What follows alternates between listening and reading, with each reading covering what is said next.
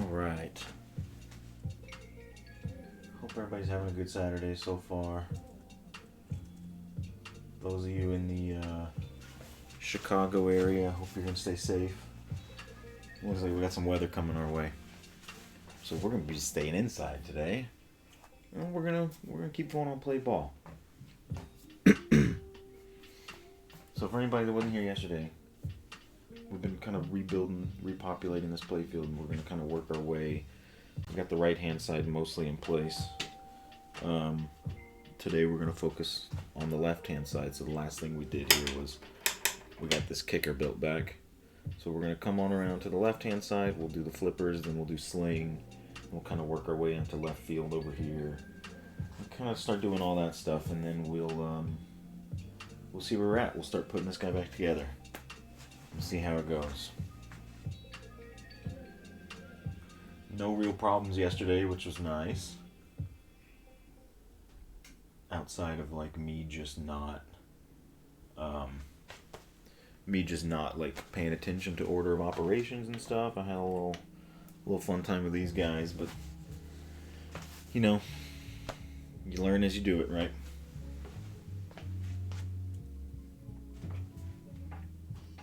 Alright, I do want to get one thing going just real quick.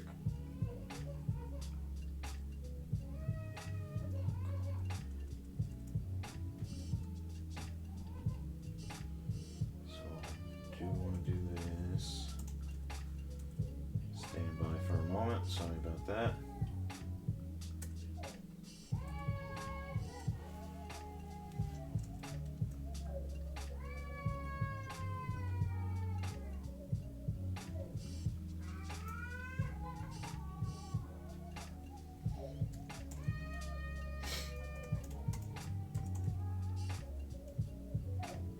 Just trying to get these settings going a little bit better here, and then we can move forward here.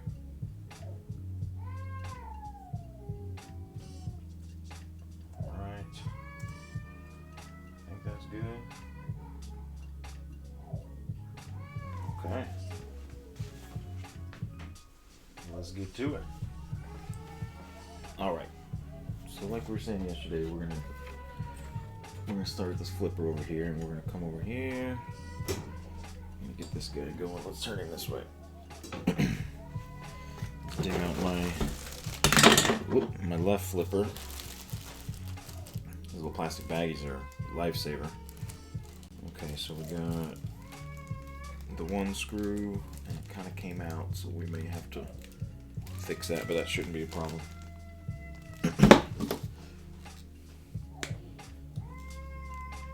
Take this old rubber off this flipper bat.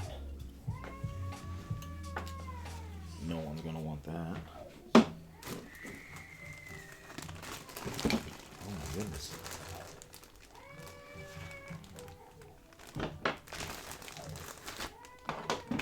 Got a kid upstairs, and he is seemingly losing it at the moment.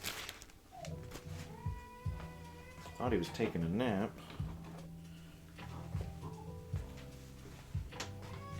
Turns out I may have been mistaken on that front. Alright, let's get this guy cleaned up a little bit.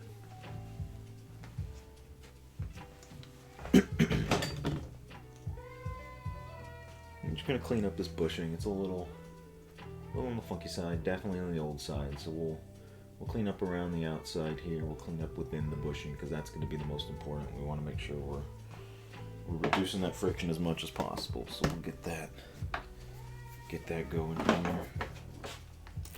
Nothing too crazy. Just a little novice on it.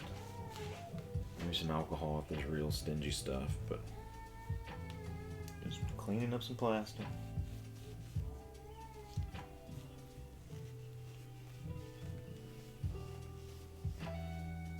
Let's see here. You can see just that first wipe. It's a little funky, so.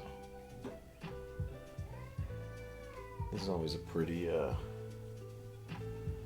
cathartic thing to do, you know, just kind of clean it up, because when you put it back on, man, you're not going to want to take it off again and clean it.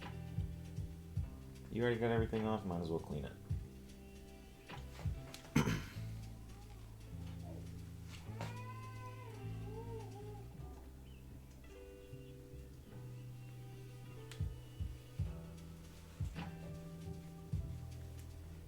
This is the tedious, kind of not sexy stuff that a lot of people don't really see behind the scenes. They just see a pinball machine flipping and working and doing great, but someone's back here at some point.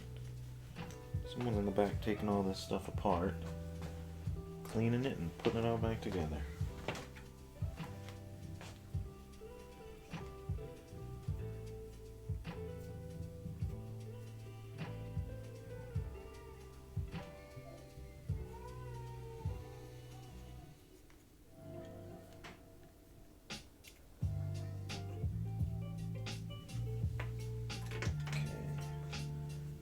Get a cotton swab here. Nothing crazy, just cotton swab and some alcohol. Not that kind of alcohol. Hey Johnny, how's it going, man? We're just hanging out, having a good time. Kind of funky outside. There's some storms passing through today, so we're just gonna keep on going. Let's stay inside, see if we can't get the rest of this populated. Looking good. Hey, thanks, man. Did you guys get out and play some pinball yesterday?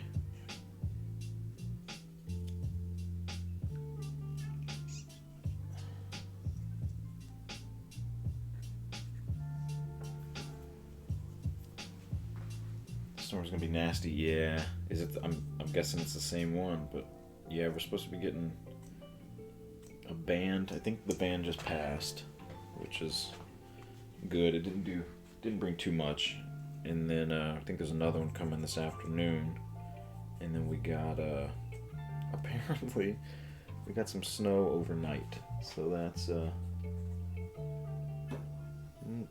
getting a little tired of the snow at this point. It's like, come on, man.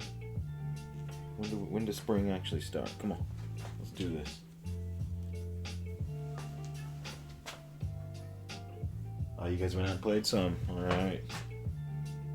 I was able to put a couple games on Pokemon last night. It was pretty fun. I didn't see the same problems that I hear a lot of people talking about, which is nice.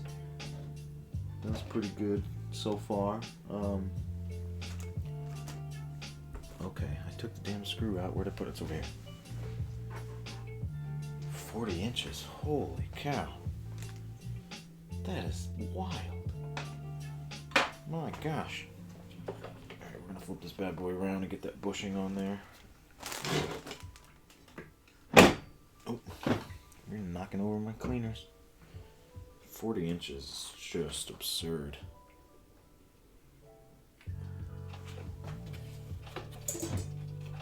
Alright.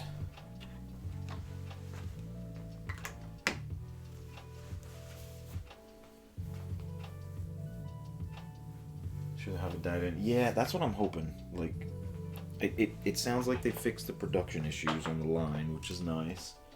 And there's a couple other things, right? So it was the drain, it was that left orbit, and then the what is it, that the blue, the Squirtle ramp, I think, has a ball drop issue where when it feeds it right onto the plastic in between the ends and the outlanes on the left hand side, and it just bounces right off and goes onto the dang outlane. You don't want that. But yeah, I'm confident they'll figure it out. I mean, you kind of gotta. Something this size, this many eyeballs on it, you gotta figure it out. But I will say, it was fun. Me and my wife checked it out last night, and even she's like, I want to play that again. And that is pretty rare. I mean, it's getting less rare because she's starting to kind of get into it, I think. But there haven't been too many machines like that yet. And that was one of them. She's got... What was the other one she was really digging? She was liking... she's liked Metallica quite a bit every time she plays it. Really enjoyed Jurassic Park. I was talking about that yesterday. She really liked Jurassic Park.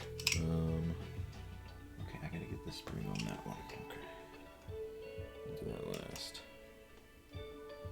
Alright, we're gonna throw this bushing on here.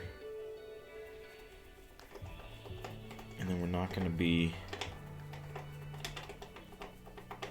as silly as we were yesterday. And we're gonna go ahead and just get the spring on and kind of get everything situated before we do anything else. I think the sound would drive you nuts. I could see that. I could see that. But then again, like I grew up with Pokemon, so like hearing that theme song and all that stuff, I think it's gonna be a blast. I really do. And I think these locations are gonna just love it. Kind of already are. We had to fight to play it yesterday a little bit, not actual fighting, of course, because pinball people are cool. But there was a lot of people that just wanted to play Pokemon pinball, and that was cool. And it wasn't like an actual like pinball night or anything yesterday. It was just Saturday night at a local arcade, you know, nothing real fancy. Oh, come on, why is this thing not grabbing? No. Okay, we may have our first little snag here. So that screw does not want to grab and go. Looks like that hole's a little too big. First pivot of the day.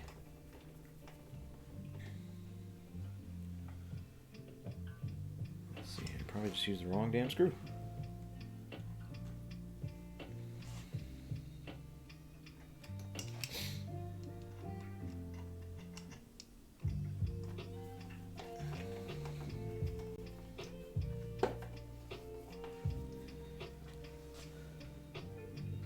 Okay. Look at this guy over here. Yeah, Johnny, I saw you guys were streaming Venom last night. How did that go? I haven't played that one. I don't think I've ever played Venom.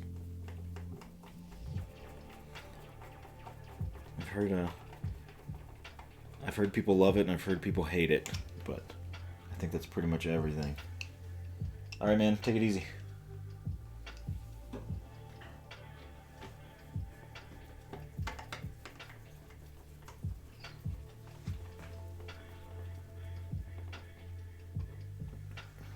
There we go. We got our bushing in.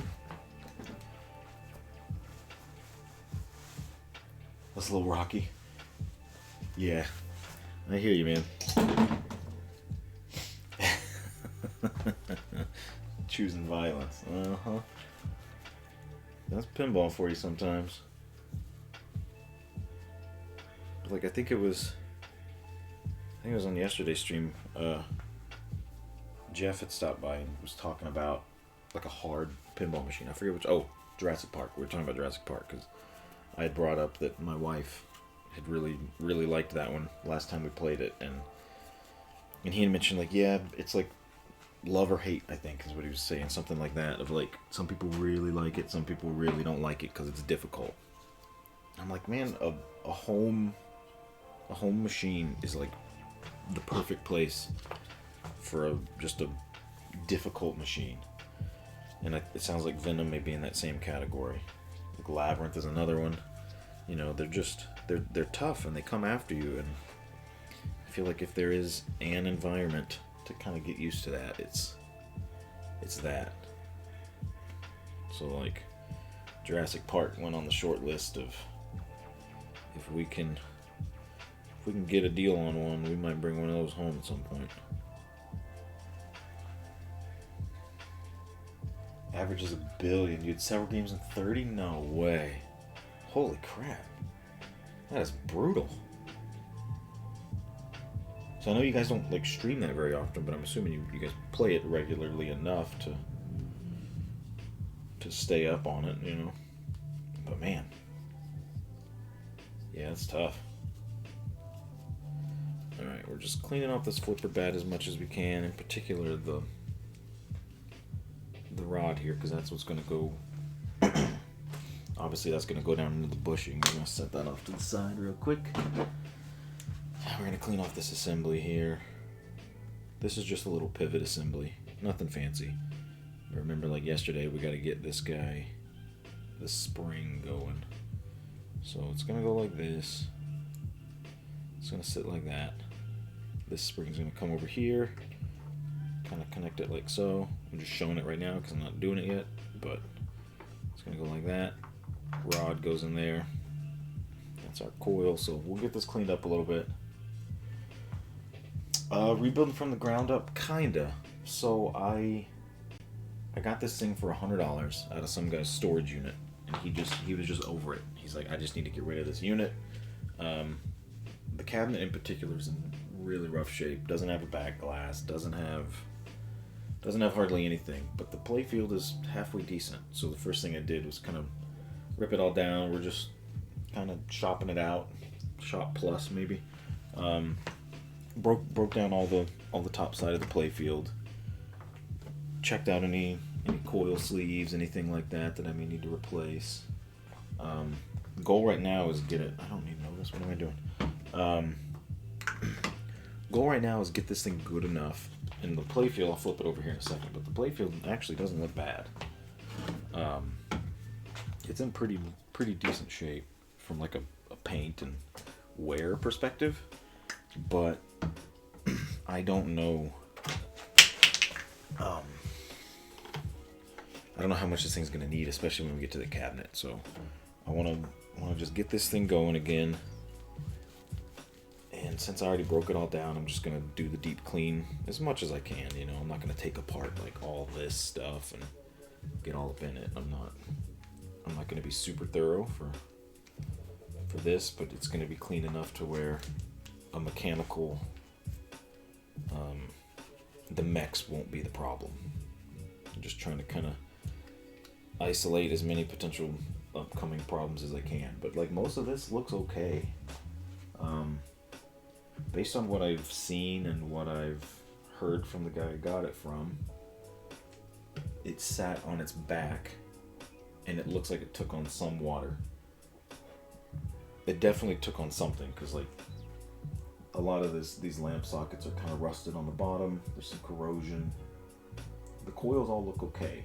So I think it took on a little bit here. Moisture, probably not water, but just enough to freak it out a little bit. And the cabinet's bad.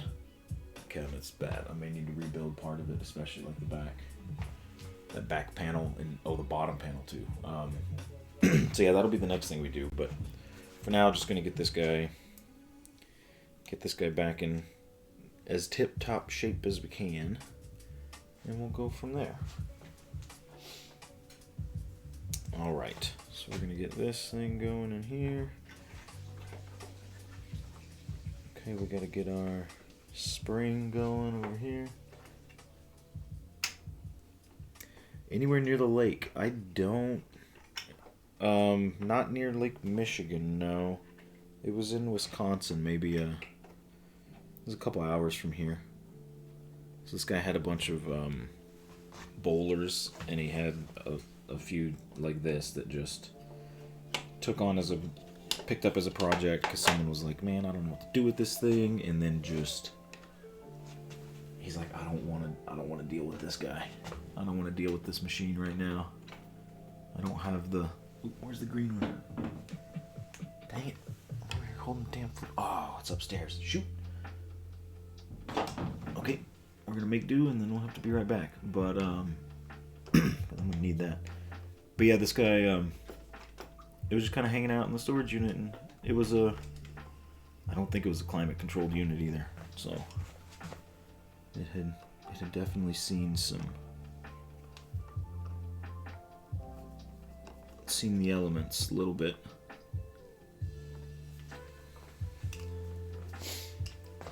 But yeah, I think you're right. I think it was just humidity in general that did it. It was just a matter of, I don't know if it was like this for this guy, or he picked it up like this, I'm not sure. But either way, we're going to get this thing going. We're going to get it flipping. It's going to be fun. Got another baseball one upstairs, so we're going to see which one wins. But for the most part, it's in good shape. Like, I may take apart the vary targets and just clean them, but they look pretty darn good. So the bulk of this stuff doesn't seem to be a big problem here. Okay, so we did our flipper. Let's turn this guy over real quick, and I'm not too worried about alignment right now, but we'll see. Man, that's a pretty good job. Okay.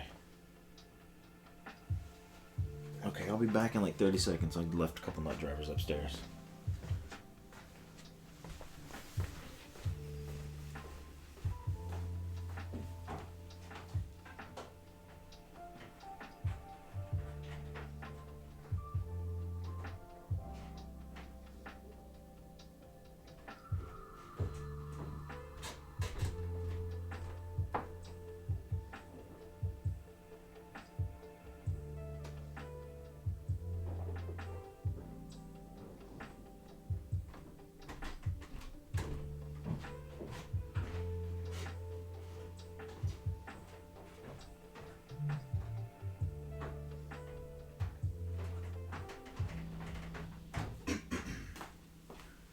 Alright.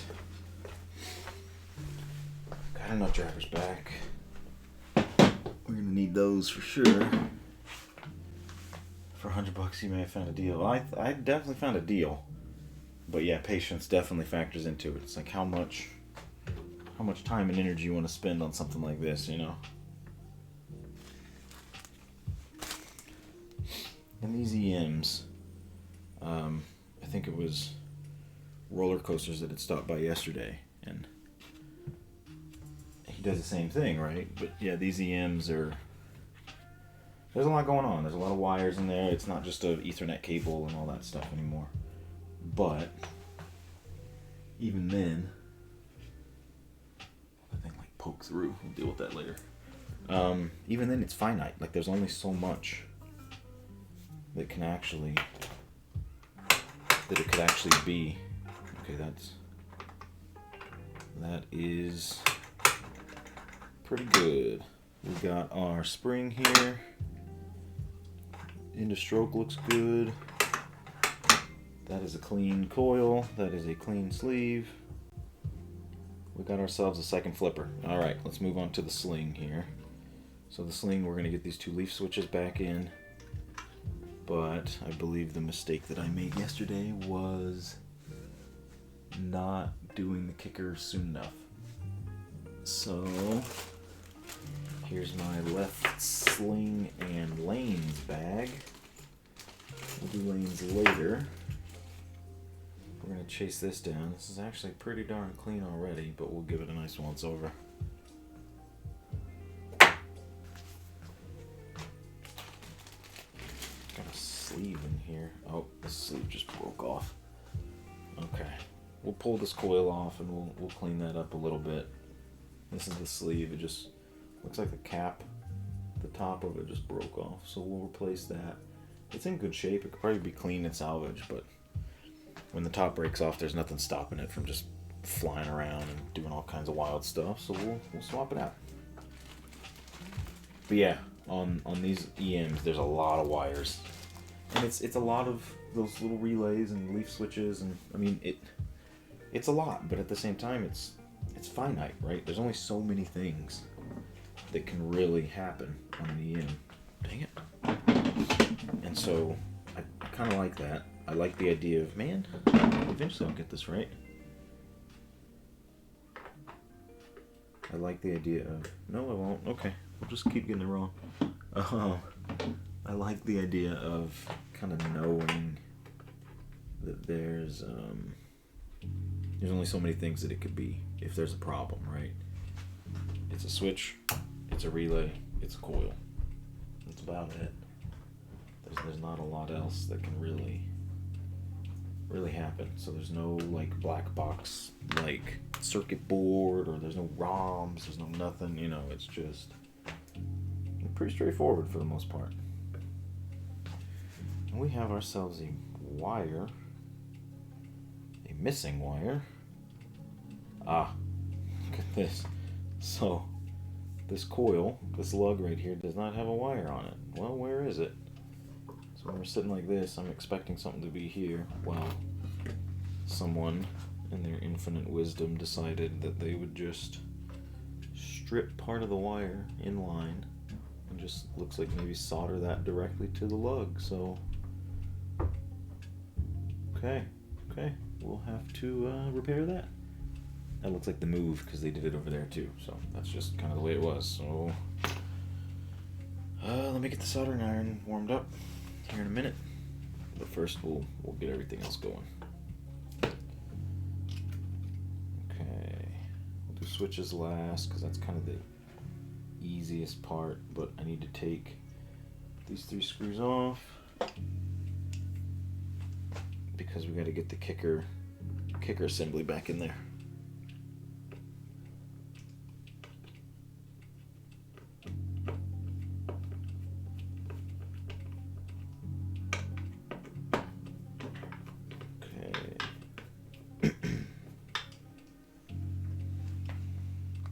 See, I'm excited to get this thing going. I think this is going to be a lot of fun. I played it at Expo last year in the free play area, and it's pretty darn enjoyable.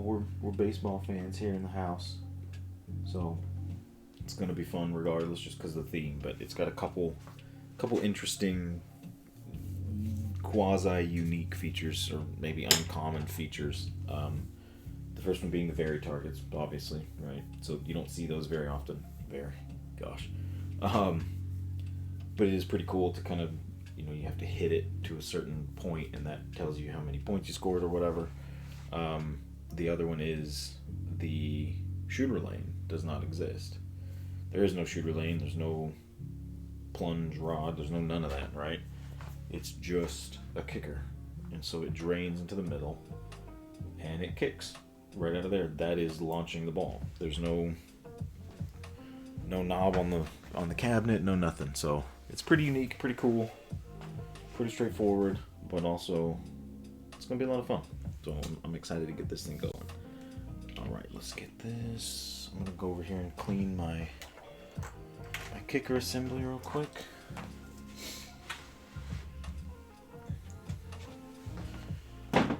Just get a little isopropyl. This actually, like I said before, it actually looks like it's in pretty good shape already. So we've got a short path ahead of us on this one.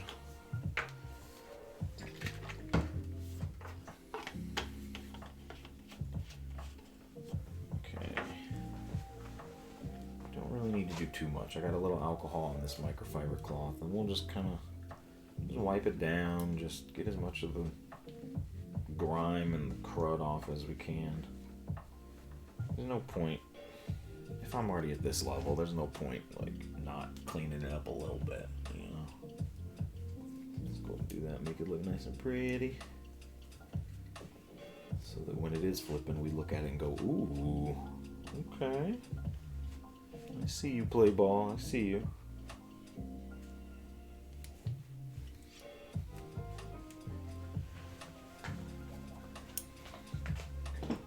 Hey Jay Biscuity, how you doing? We're just over here hanging out. Hope you guys stream last night went okay. Sorry I missed it. Sounds like Venom was giving you some trouble.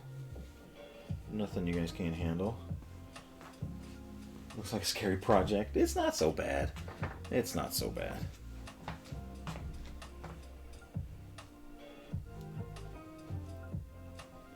This is easier than what I had to do in Stargate yesterday. I got a ball stuck in that up kick again, and if it gets stuck too many times, it just like shuts the game down. Well, I tilted before it could do it, but still, it'll just like shut the game down and say like call a service person or whatever. So in order to get to that ball, you gotta like take a plastic off, then you gotta get the little telescoping magnet. Well, you gotta pull the playfield forward first because it's on a pivot. It's like, oh my god.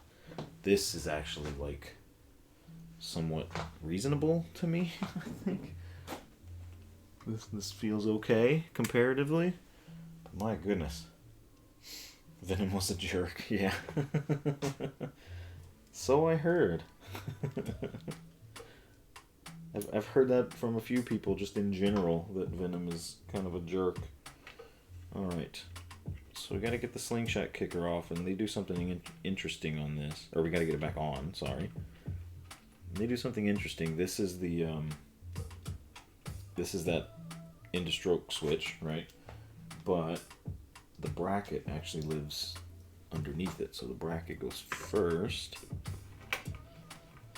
And we'll get this here. We'll bring this switch kind of back down on top.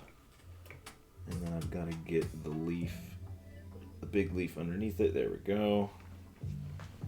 It's kind of hard to see because this guy, but basically I was just positioning it so that it's all set up. Then we'll tighten this guy back down, get the bracket intact. Then we'll get the, I'm probably going to have to take this thing off to get the coil back in properly, but that's okay. No big deal.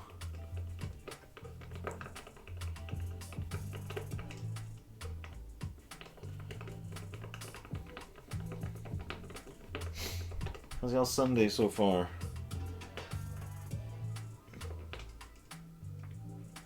We actually got sun right now on a Sunday. That's a first in a while. That first band of the storm has passed. Now we're just kind of bracing ourselves for whatever's coming next. I think we'll be okay though.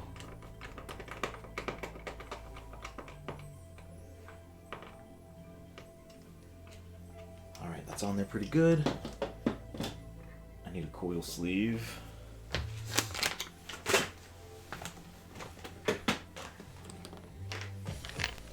Got my handy dandy little tackle box here, so we'll grab a coil sleeve. We got some fuses, we got our coil sleeves, we got our LEDs, just some random posts and stuff. Got some extra coils and some bulb caps. The bulb caps actually came in handy on Space Invaders, which was the first machine ever in the house. And that was really cool because I didn't want to go through and like LED all that. So I basically replaced all the bulbs, all the 44s with 47s, which is basically this bulb, but the 47 bulb, so it's the same like shape and everything, but the 47 doesn't burn as hot, so it won't like melt your plastic, which is great. No one wants to melt their plastic if they don't have to. But I still liked the look of the incandescent bulb, which is these. So I didn't want to change that because I'm not a fan of like on a EM or an early solid state. I'm of the camp that like that is not LED worthy. So I like to have the regular bulbs, but also Space Invaders needed some extra light. That lower play field, it gets very dark. So I did a few things to it before I sold it around the end of last year. The first thing I did was I went to Comet Pinball and with the lighting, and I got some post lights. So it's like the slingshot post, you know, the triangle. So I got that. Let me wipe this down a little bit. I got those, and you basically put this little LED thing underneath it, and it kind of shines through the post. I think it was like a translucent red or something like that. So that was pretty cool.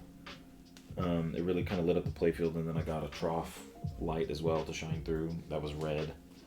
So that was really neat. And then we started looking at the back glass, and the like logo or the word Space Invaders is like a gradient. I was like, okay, so we could do like yellow and orange and red, and that's kind of how it looks on the glass. And so I did the yellow bulb caps, I did the orange bulb caps, and some red bulb caps. It looked really cool. I'll see if I can find a picture of it. But I think it came out pretty darn nice by the time I was done. Whoa! By the time I was done with it. All right, let's see. Get our sleeve back in here. this gonna go in? Nope. Need the spring. We talked about this yesterday. Can't go very far without the spring. Alright. We'll just let this coil kind of rest right there. Okay. And then we will bring our bracket back. Let that kind of push up like that. I'm forgetting a step. Yep. I sure am. Okay. There is another piece to this that I'm forgetting. The little coil stop here. So we'll go ahead and get this in place. We'll go ahead and attach the coil like it needs to be. So that just stops the coil from just flying around. Nothing too crazy. There we go.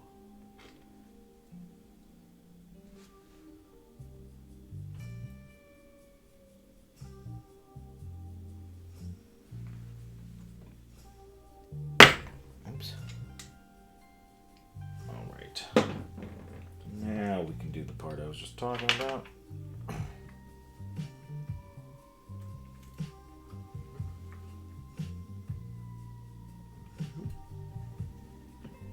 Okay. And then we'll just make sure that's aligned, and we will reattach our bracket to the playfield. And then we got ourselves a sling back in business. Let's see here. Sorry, my head's probably in the way. Can't really see if my head's in the way. But literally all you're missing is a screw going into a piece of wood. So, you know.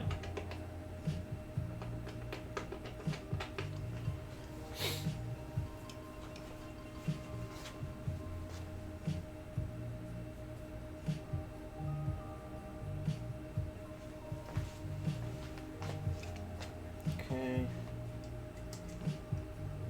This is kind of the more tedious, like, boring part. But if you don't do this part, you get crap falling off your pinball machine. Nobody wants that. So we're gonna go ahead and do it.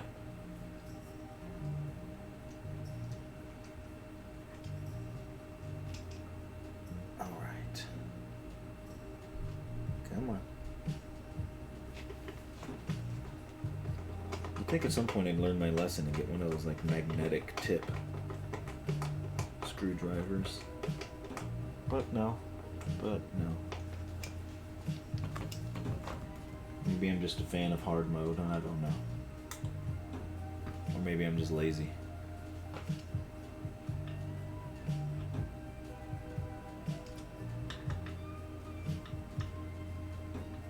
Come on, buddy. Go home. There we go.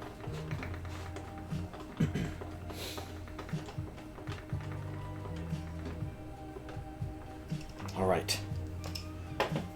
Let's flip it around, see how we're looking. You enjoy finding the random bits and bobs. It's like working on your car and you're like, where did this bracket come from? It's like, well, I know where it's supposed to be. Alright, we got ourselves a working kicker. And it sounds pretty smooth. So that is great. Now we're going to get the switches back on. And then we'll get our posts. And then we will get then we'll get the rubber on it. Move on to the next thing. So my infinite wisdom actually paid off this time because I decided to leave the screws in the bottom of the playfield. So I don't gotta go find them. And oh my goodness, is future me thanking past me for that move, because, oh boy.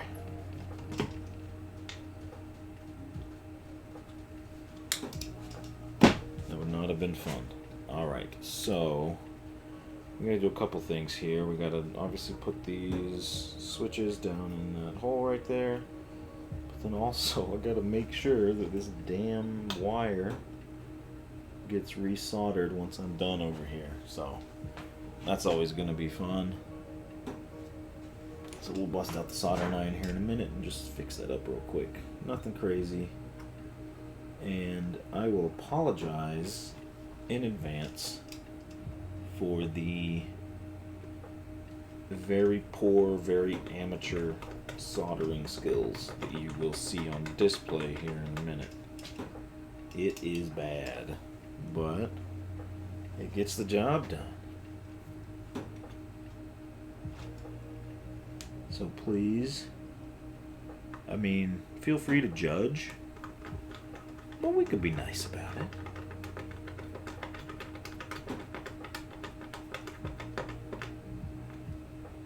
No, I'm just playing. It's not that bad. It's not that bad. It's bad, but it's not that bad.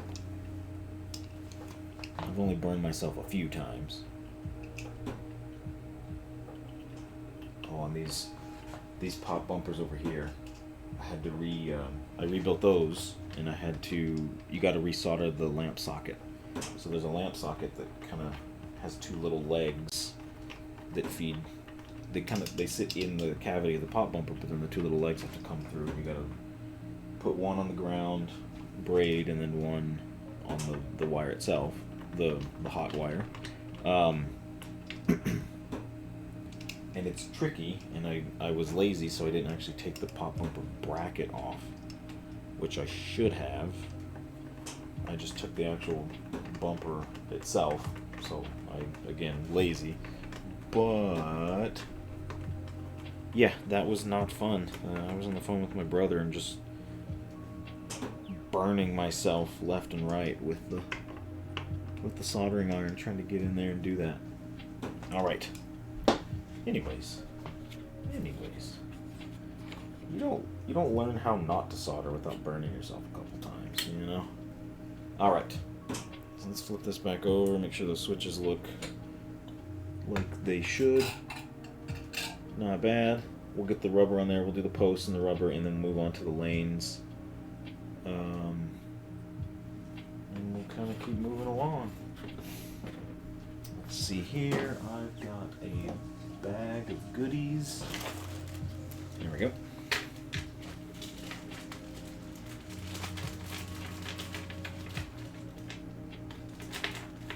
This is one of these things you gotta. There's the nail. I've been looking all over for this thing. Okay, we'll get that in there in a second. Now that I'm thinking about it, I was trying to figure out what the heck the nail is for, and I just remembered. It's so the plastic doesn't rub up against the kicker, it doesn't dip, so it's just another little support. I believe that's what it's for. So anyways, we'll get these posts cleaned up real quick. I'll be right over here off camera. But trust me, you do not want to see the workbench. I don't even want to see the workbench, but I don't have a choice. Spare you, at least.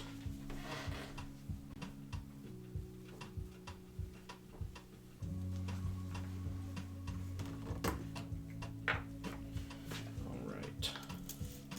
Oops. Not bad oops, just oops. Okay. I'll just clean the little rod up a little bit, nothing fancy. Just a little wipe down.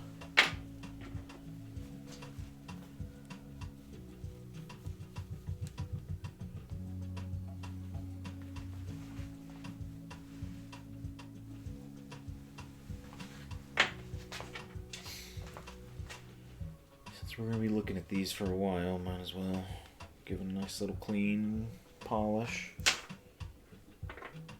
And these, I've got a buddy that swears by an ultrasonic cleaner. I need to get my hands on one of those. Because he's like, yep, you just throw these posts in there and walk away for 5 minutes, and you come back and they're good as new. So that sounds amazing. For now, don't really have that, so we're working with what we got.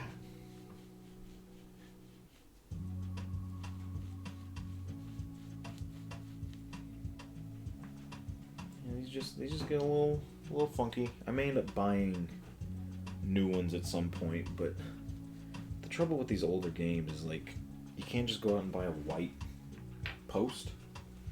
Because, I mean, you can, but it's going to look off. And even the white rubber, like you can see the rubber I put on the past few days, just like, it just looks off. And so, you're kind of damned if you do, damned if you don't, honestly. Because there's going to be part of this that is faded. Just the nature of, like, paint and time, you know. So your pop bumper bodies will look pretty darn good for the most part, but then your white paint is going to fade into yellow, your posts are going to fade, your flipper stickers at least, and probably the bats. Ultrasonic cleaners and fingers do not mix well. Haha. Good tip. I've seen them with like a basket. You just kind of lift the basket up and everything comes with it. Hey Taco, how's it going, man? How was that flight yesterday? You end up getting up there? Hopefully it went well. Today's probably not the day to do it with the weather and all. But hopefully yesterday was pretty good for you.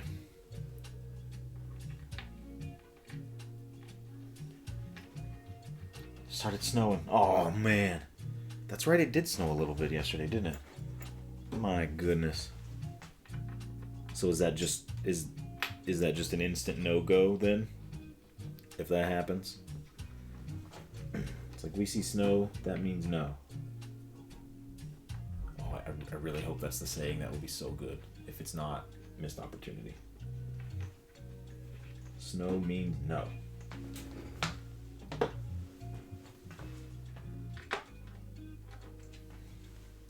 Always grab the wrong one. Yeah, no go for CFI. Shit, this is grown review. Nice. Yeah, I mean, at least you get to get out there in front of that stuff, right? Like it's always a good opportunity, even if you're not actually up there. You're still kind of in the environment with the people. It sucks you got to drive all the way out there for that, but hopefully that's not too far of a drive for you.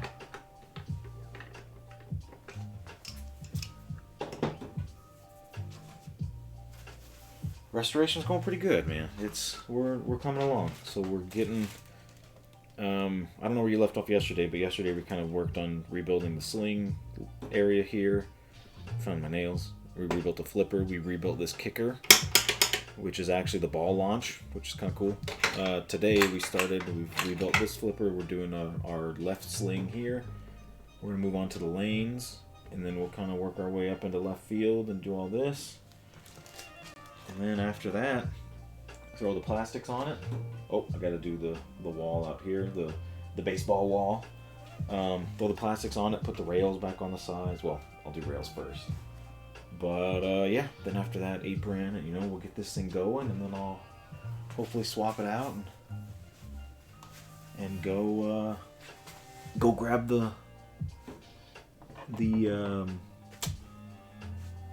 relays and the logic in the bottom of the cabinet and bring that up here, and you will see an absolute mess once that comes up here.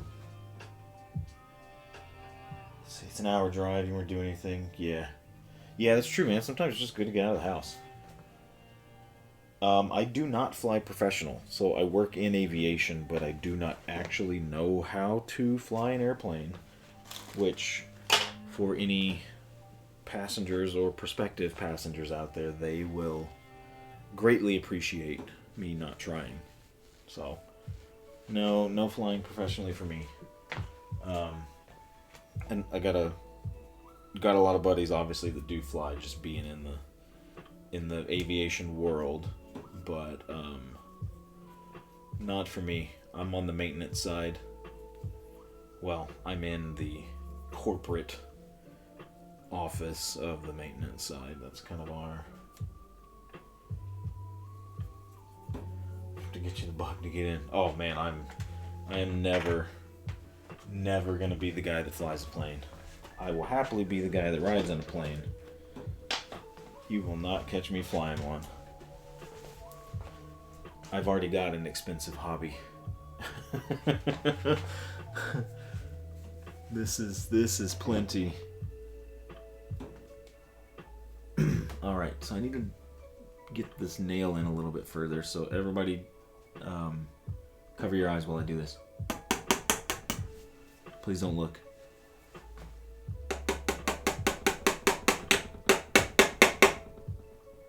Yes, that is the official professional way to hammer a nail into a playfield, with the backside of needle nose pliers. Yep, I said it. What?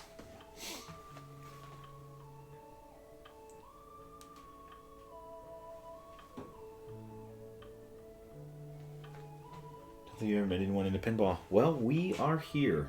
I mean, to be totally frank, I haven't actually been into pinball that long. But we do exist. They are out here. I got into the hobby in September of last year, something like that. Well, September of last year is when I bought my first machine for the house. Okay, we're gonna tilt this up a little bit, and I'm gonna do the same thing that I was doing yesterday that we were kind of talking our way through, which is apparently spinning it the wrong way first, but we're gonna adjust those switches a little bit. So we'll get that going. Let's flip this over. But yeah, I haven't actually been into pinball, especially like owning pinball, for that long. There are a ton of people that love this, including me, but it is absolutely fascinating to see all the people that love this stuff. Bunch of beautiful nerds. All right, so this is gonna be hard to see, and I won't really be able to demonstrate this very well. Actually, let me see if we can't get this turned a little bit like that, and maybe you all... No, you're not gonna be able to see it. Darn it. Okay, well, since you can't see it from that angle, you don't get to see it, you get to use your imaginations. But anyways, what we're really doing here is we're just adjusting. This is our handy dandy little switch adjuster. It's got a 90 here with a little slit in it, and you put it in that little piece of metal and you bend it. I'm gonna use the 60 degree, no, that's 90 plus 30, 120 maybe, sure, whatever. The obtuse angle, I'm gonna use this side because it gives me a little easier access from where this is. But really what I'm trying to do is I'm really trying to get this switch, and I can show you here in a second once I'm done. But you want to get these pretty close to each other, the contacts, because you don't want them too far apart, because then that means that you're having to really hit that slingshot to get it to fire the coil, which is not usually the ideal. That's another thing that's interesting about this one compared to the Grand Slam we have upstairs, is this one actually has slingshots in it. Grand Slam does not. It's just a rubber that's got scores 10 points. Like, there's nothing fancy about that. But I think this is going to be the winner here in the house, honestly, from a baseball pin perspective. Let's see here. Okay, so there's really two things we want to be doing here. We want to be making sure that like tall leaf is up against the rubber. And again, I'll kind of show this when I flip it back over. I can try to show you this part, Johnny. Yeah. So, highly recommend getting one of these. I think I got on like Pinball Life. It's maybe a few bucks, but basically what you're trying to do. I have to come back this way. So So basically what you're trying to do is trying to get these switches, like I was just saying, there's kind of a two-step process here, especially for a sling, right? So you want the ball when it hits this rubber to go, you want this switch right up against the rubber. You don't want it kind of hanging back, because then you got to have a bigger impact on it, right? The second part of it, and again, I'll have to see if you can actually see this, but there's supposed to be a gap, obviously, between the two contacts here. This one's actually kind of twisted. Let's see if we can get that guy a little straighter. But you want to do a couple things. In this case, 3 things. That's fine. Okay. So there's really 3 components to it. There's the tall contact stem. I don't even know what the technical terms are, but we're going with this. There's the middle piece, which is actually like a thicker metal, so it doesn't flex like these. It's more of like a stability barrier almost. And then you got the small contact side, and on the tall one and the short one, it's got the little pad on it, right? And that's what makes contact. So with this guy, what you want to do is you want to go to the base of the switch, which is now going to be underneath. But I think you can see this okay. I'll show you kind of as an example.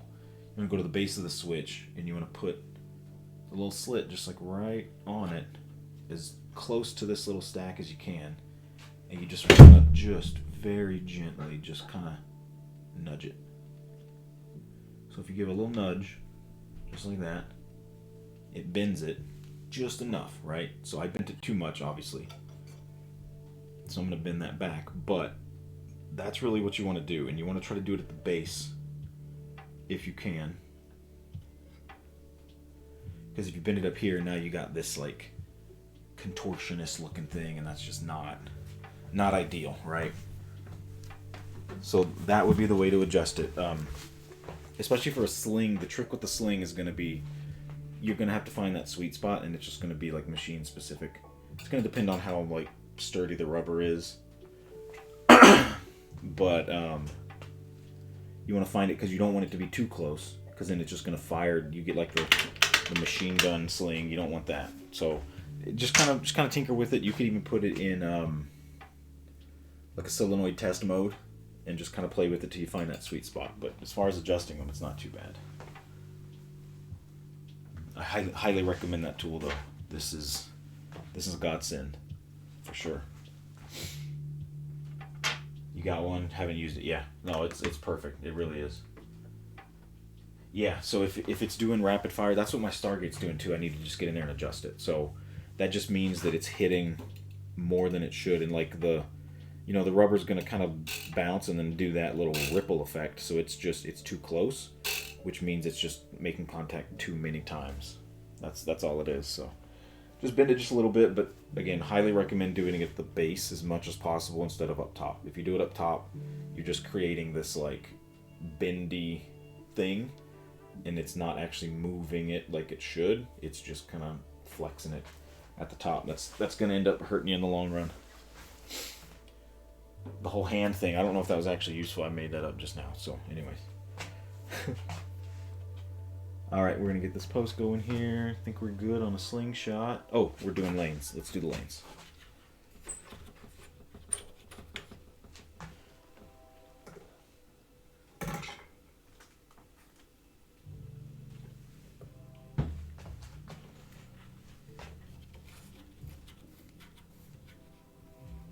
Taco, one of your goals this year, go to a baseball game. Nice. Oh, dude, a Cubs game is absolutely a good experience. I mean, if your first baseball game is going to be a Cubs game, that's a hell of a first baseball game for sure. Like it's fantastic. I will not lie. That is like a extremely unique, one of a kind, pretty darn close to one of a kind baseball experience.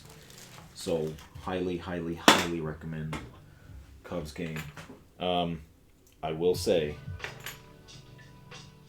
a Cubs game is going to be crazy. It's gonna be crazy. Like, it really will. There's a lot of it's crowded. You're tightly packed into that stadium. Like, it's It's a lot. It's an experience for sure. Highly, highly, highly recommend it. If you just want to go to like a baseball game, especially in the Chicago area, check out the Sox. Like, that's a good stadium. It's a little more open, a little bigger. Not a fan of the team, and they kind of suck right now, frankly. But if you're just like, yeah, I don't really know what I'm in for here, go check out the Sox, man. It's pretty good. That's where we bring the kids, because it's a little more friendly, a little more open. You can go up top, and there's like nobody there. You get the concessions all to yourself. Unless people gets too wild and tired. Yeah, exactly. So like, you got to be in the right state of mind for a Cubs game. Like, honestly, like it is absolutely a blast, but you got to be ready and willing for that thing. But if you're like, hey man, I just want to go chill and watch a baseball game, Cubs is good. Cubs is great. Sox are good. There's also another one, and it's not professional baseball, but it's the Chicago Dogs, and they're out there by O'Hare, actually. They're right there, oh gosh, Rosemont.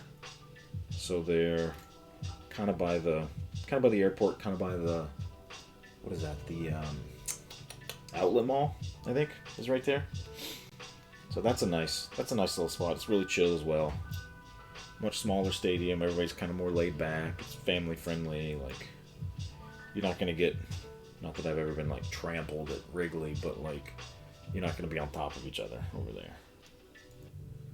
But yeah, you got some good baseball options for sure. Let's go to Plane Spotting Bar right down the road. Yeah. Oh man, what's it called? Short Fuse?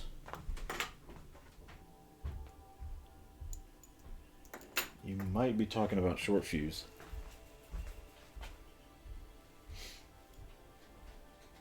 They closed. What? Man. See, dang it. That's not cool. Because they brewed as well, I thought. Gino's East. Gino's East is still around. Yeah, Gino's East is still here. I think, as far as I know. I'm not a big deep dish guy, but I'm pretty sure Gino's East is around. I know Giordano's and Illuminati's and all that stuff is. Taco, do you know why they closed?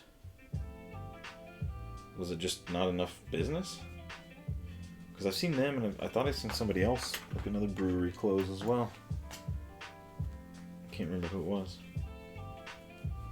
But a lot of these local brew pubs and restaurants, things like that, they're getting hit pretty hard.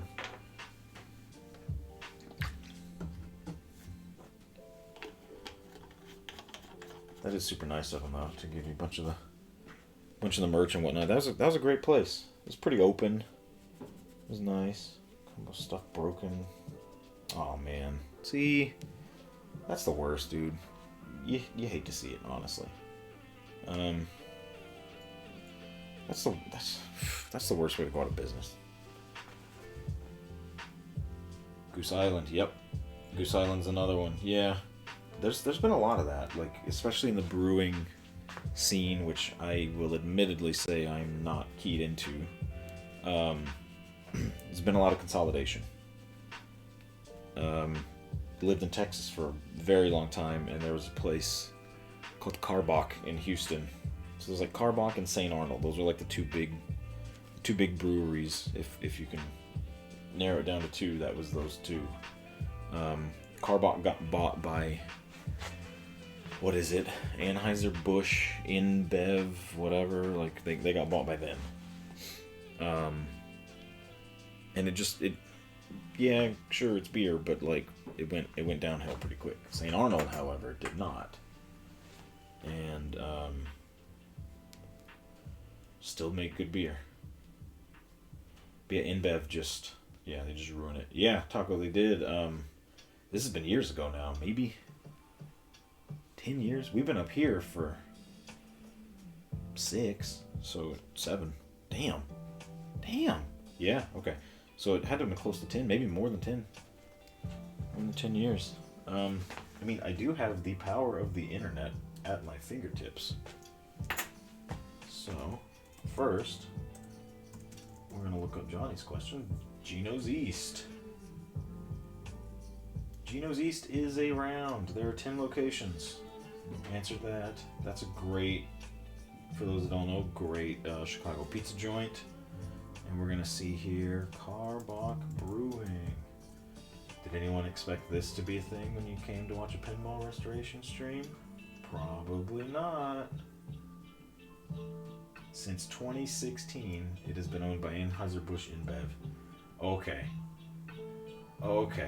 Who thought that I was going to nail that and say 10 years and get it right on the first try? Raise your hands. Nobody? Yep. Nobody. Not even me. Not even I thought I was going to get that right.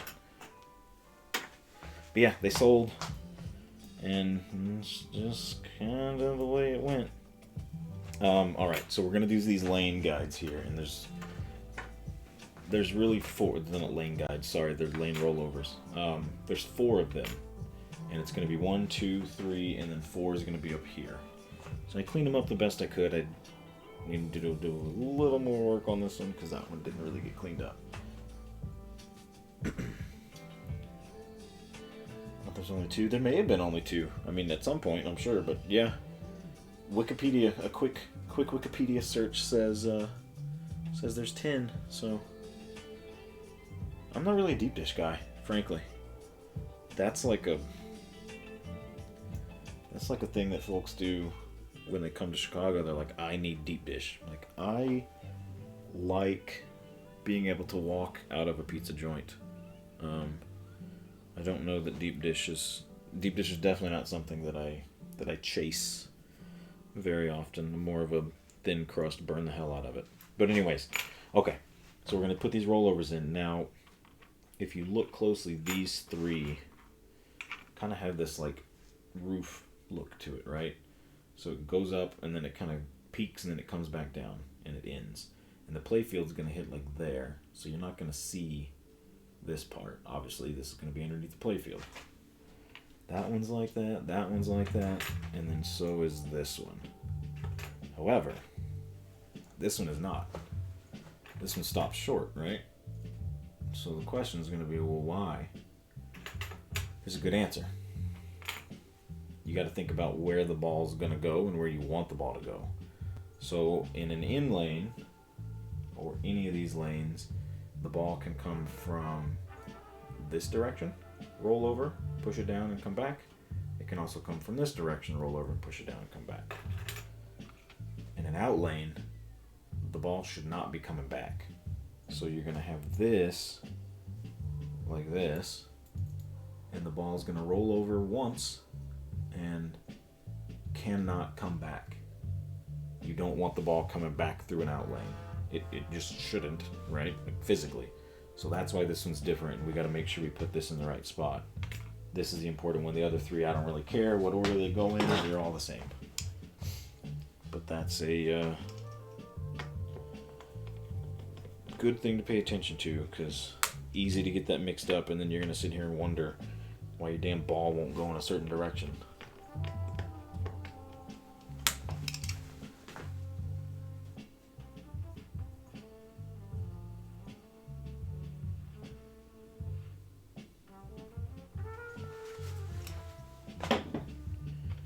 I just picked like this random station yesterday for the music, and I'm loving it. It's called like Chill Hop on Apple Music, and it's pretty sweet so far. I don't know if you guys can actually hear it, but I'm loving it. So the one thing that we had to do is we had to get this leaf switch. Same thing we were just looking at. Same concept as the slings. We needed to get it above this little kind of roll around wire right there, because when this gets rolled over by the ball, you want the switch to move. So the switch is going to go, it's going to, make contact or lose contact depending on what's happening. So like that. So right now the switches, if you were to look at it from the side like this, the switches should not be touching, which I will have to adjust that, but the switches should not be touching, and then when you roll the ball over, they will touch, and so on and so on. So we just want to make sure that's... We will install the rollover first. If I can get a screw in a hole, my God.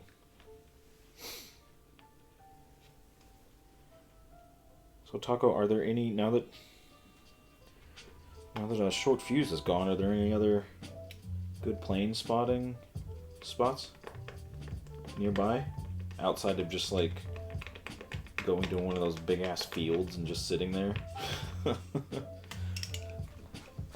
What's the favorite haunt these days for plane spotting? And also, do you play that? Well, I'll let you answer that first question.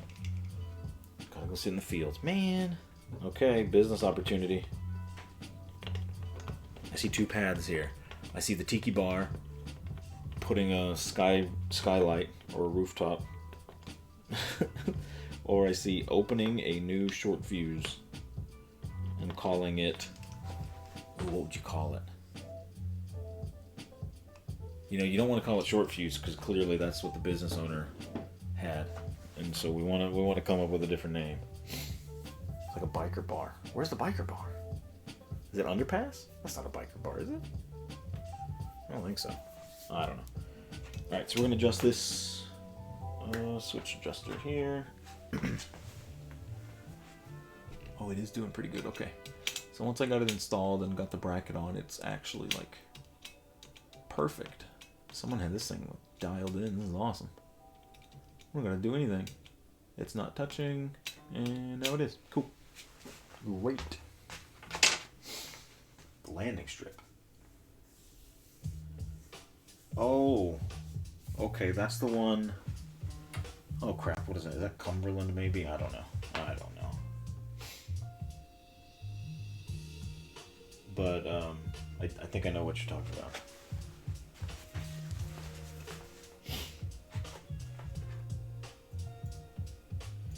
Okay, next up we'll do that one, and I've got it backwards. There we go.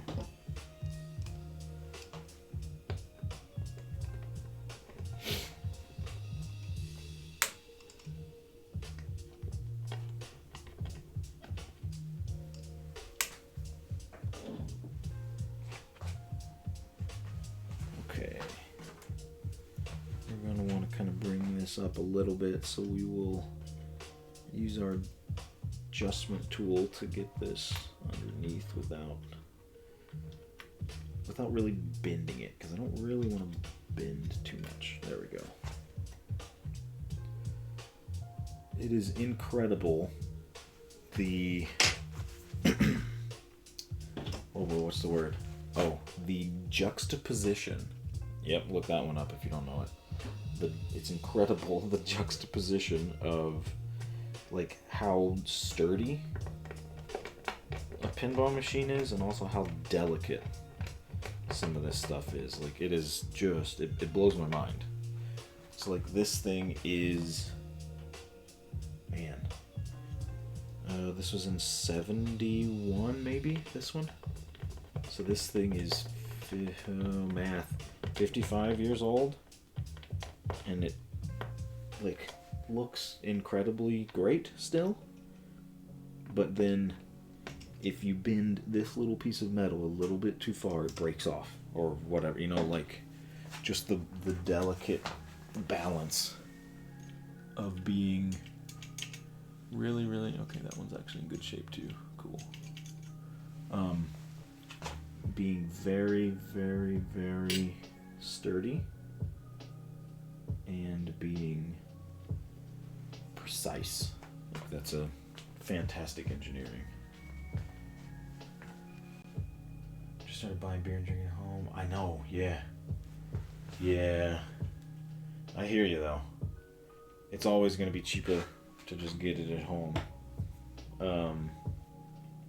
But then you lose out on the social aspect, you know, for the most part. So, pros and cons, I suppose. Alright, we got our two lanes. Let's move to this lane right here.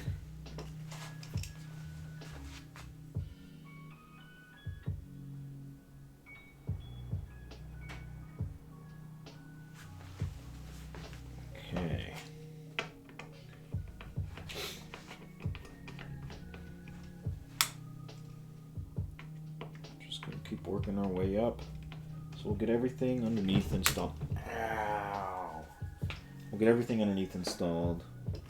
We'll go ahead and take these off too. We'll just do them both at the same time. We'll get all this stuff put back together, then we'll flip it over and we will get the plastics and the rubber on it. And then move on to the next part, which is going to be the great question. We'll look and see what's down here, because I got them all in a little bag, a little organized and everything. Where's my switch adjuster? There we go. Can we get this guy? Doot. Okay. Sneak this guy in there. Yeah. You do this 3 times and you get pretty darn good at it. 1971 was 30 years ago. Oh man, I wish. I wish. What do they say? At some point, I forget what it was, but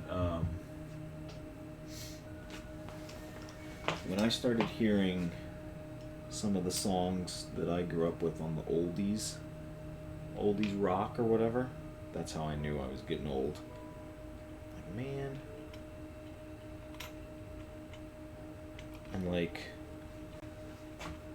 2005 for me was like a fantastic year in music. Like, you just had so much stuff going on. You can look up the albums that came out in 2005 and I can almost guarantee you that no matter what genre you prefer, there's a banger out there from that year. Now here comes the bad news. That year in music can legally drink alcohol now because it's 21 years ago. That is nuts. That is nuts, dude. Like, what? Come on. How? What is time? Like, come on. Not cool. Time is cruel.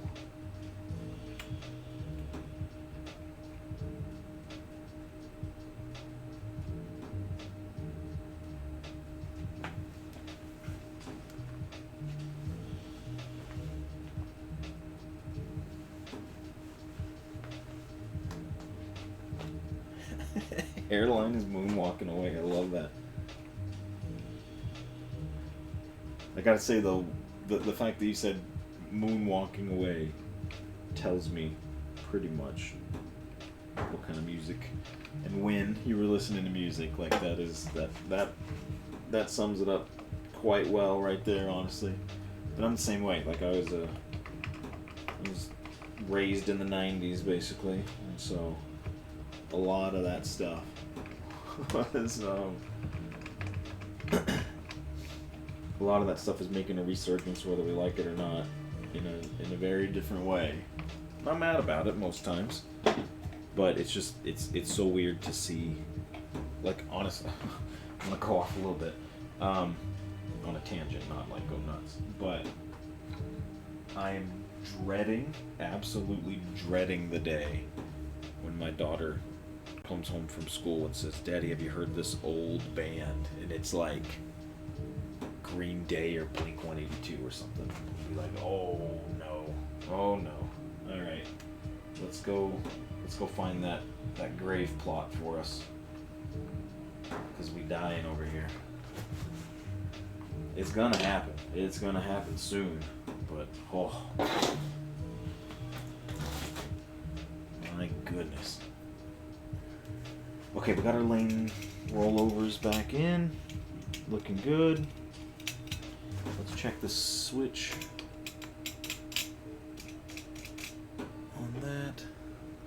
So that one is very close. Where did I put my handy dandy tool?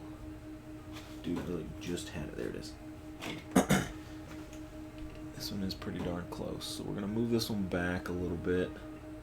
And the trick we're going to do here is we're not going to bend this like smaller leaf, we're gonna bend the metal piece in between it, because that's what that thing's gonna like try to rest on. So there's a metal piece that sits in between the two leaves, and you can kind of it's really hard to see from back here, but this is a good example. I think no, there's no metal leaf on the center, but there's no middle. No, there isn't. So horrible example. But if you're looking at one of these older leaf switches, you should see three things in there: tall, thicker, and then short. The thicker one is the one you want to try to adjust first, because that's your like tension thing, like I was saying earlier. So that rolls over, that hits. That's good. That one's awfully close too, so we'll go ahead and adjust it now. Last thing I want is to eventually fire this thing up and then have to go adjust all these damn switches. That's gonna roll over, that's gonna hit perfect. That's gonna go. And the cool part about this is you can actually just test it right now and make sure it's making contact. The thing you can't test is what happens when it sends a signal through the wire. So we'll do that later. Alright. I'm not going to flip this over yet because we got to solder this wire back onto this lug. So I'm going to do that. That's already pretty darn snug. Let me make some space for the soldering iron, because God forbid I clean my work area ever.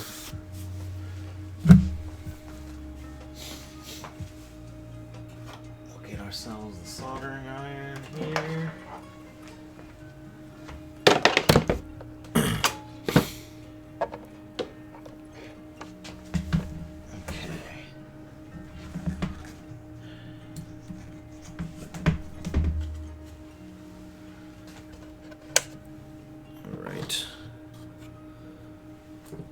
Start warming this guy up.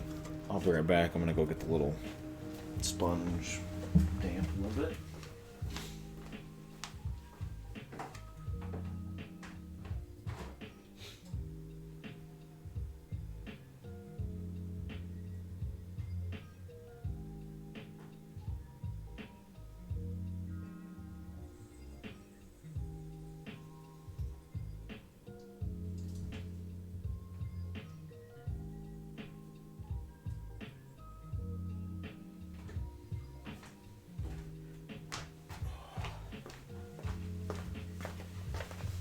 Okay. Now, once again, please do not judge too harshly my soldering abilities or lack thereof. The good thing about soldering is all you gotta do is make sure that metal is touching metal, and you're fine. Where the hell's my solder? There it is. That's the most important component. Alright. So, I'm not going to do anything too crazy here. Like I said, they already kind of have this set up for us. So, all we're doing is kind of putting this wire back on this lug here. Nothing too crazy. We're just going to heat it up and let it kind of reflow a little bit, and then I'll dump a little more solder onto it. But it's not going to take too much, because it's already pretty darn snug.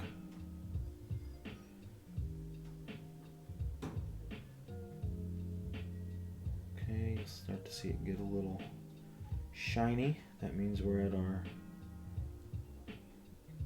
point here of melting solder. So the lazy way would be get this to get hot enough and just let it kind of melt and join the solder on the lug, but we're not going to do that. I want to bring that lug up to temperature. There we go. I want to make sure that the solder is as fresh and good as it can be, so that when I dump more on it, I don't know if you can actually see this. Maybe. But we're just going to heat up the pieces. We're not going to touch the solder to the iron. So you heat up the wire and you heat up the lug, and then you say that, and then the damn thing won't heat up anymore. There we go.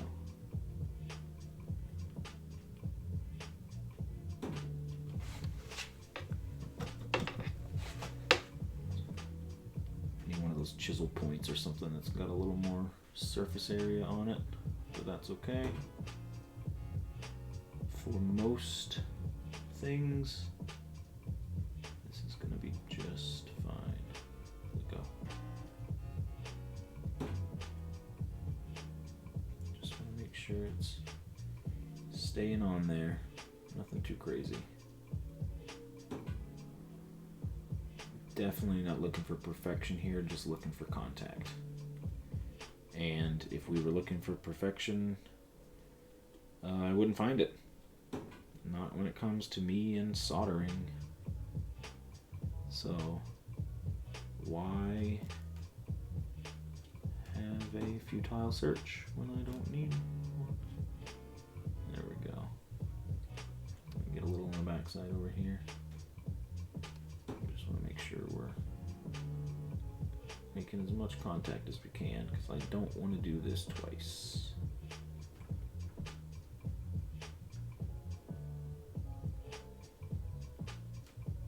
Yeah, this is a 3-second thing, and I'm making it a 3-minute thing. Cool. Okay. Gotta get some chores done. Yeah, of course, man. Yeah. Thanks for hanging out.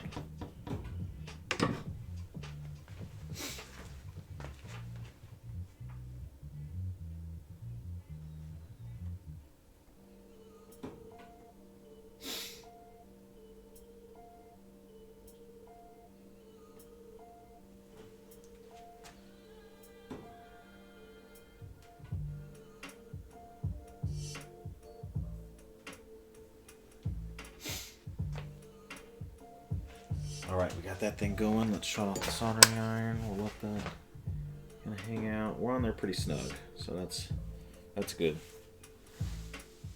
That connection will not be the reason this thing does not flip when I get it back together. It won't be that. Alright. What do we got here next up?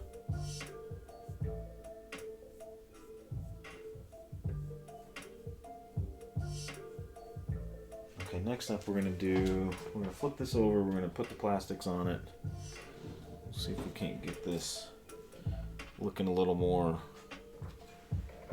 realistic here as we start to get closer to the finish line.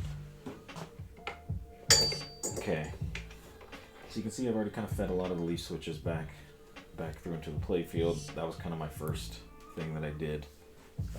Now we're going to start to install some posts, but again, like I was saying with these lane rollovers, you can see what I was talking about, of like, you want the ball to be able to come this way, and actually, let me just get a ball and I'll show you. It's going to be a little tricky to show on the out lanes, but you want the ball to be able to come in this way, of course. You want the ball to be able to go that way as well. Same thing over here. You want to be able to have it come this way, and you also want it to be able to go that way. Yada yada yada yada. But you don't. You do want it to go this way, but you don't want it to go that way. You don't want it to come up and out lane and back into the playfield, because once you've crossed this threshold, you're done, man. You're going to drain, you're going to go back over here, and you're going to get ready for ball 2. So that's why this one is like chopped at the peak, because that stops it. It's going to send it right back down. So that's what that's for. That's why you want to be careful making sure that you're putting the right one in the right lane, because if you put it over here, someone's going to have a bad time and they're going to get mad. And if this is on location or whatever, they're going to yell at you and want their money back. I don't know, but still, that's the why. All right, so we're going to start putting these posts in here. And then we'll get the rubber, just a little rubber right here. We'll put the posts in here, get the rubber right there. Posts, rubber, and the guide. And then we'll see what comes next. Alright, I'm going to be over here chatting and cleaning. I'm not going to do it on the playfield, and I don't want you to see the ugly and dirty workbench. But I'll just be right over here.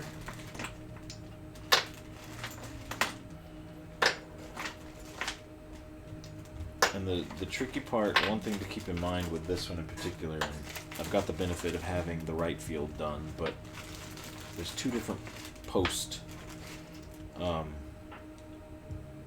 really the post itself, but there's two different like screws that go on it. There's one that looks like this, that's got kind of this like nut on the top and then the little stem, and there's one that's just a flathead. So you want to make sure you're getting them in the right places, because your plastic is going to have holes in the proper places for it, and if you put this guy here, it's not going to work. Your plastic won't fit, so you got to make sure it's right. So the good news is we've already done the work over here, so it is just kind of rinse and repeat.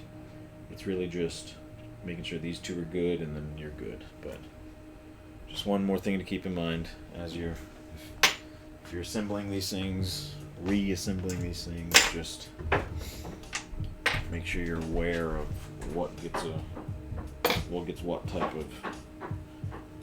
of post, screw, whatever. I don't know. Anyways, you know what I'm talking about. You know.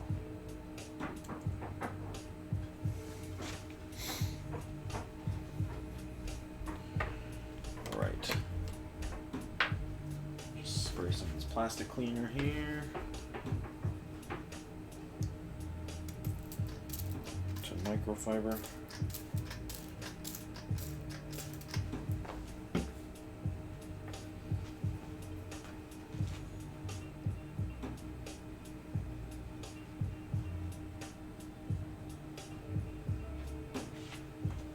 Okay, that actually looks pretty slick already. We'll just go one by one by one, and we'll clean them up.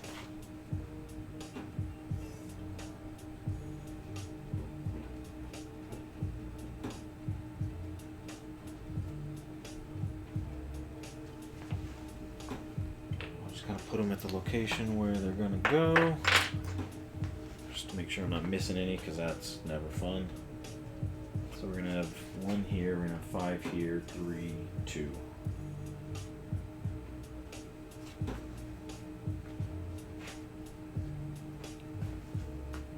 Okay. Ooh, I can do better than that.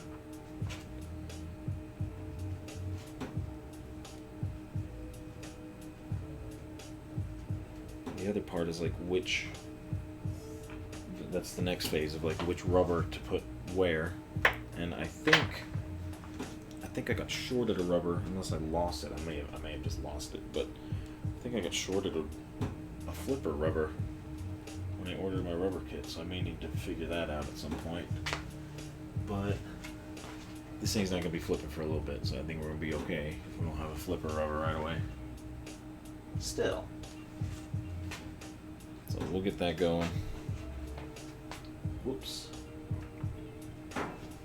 Okay.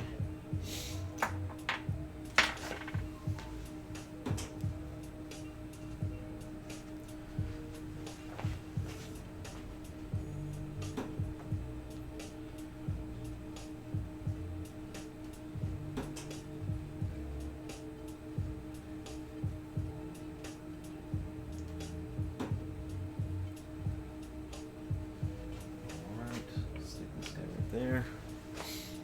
Just a couple more for that. Just one more for that, it looks like.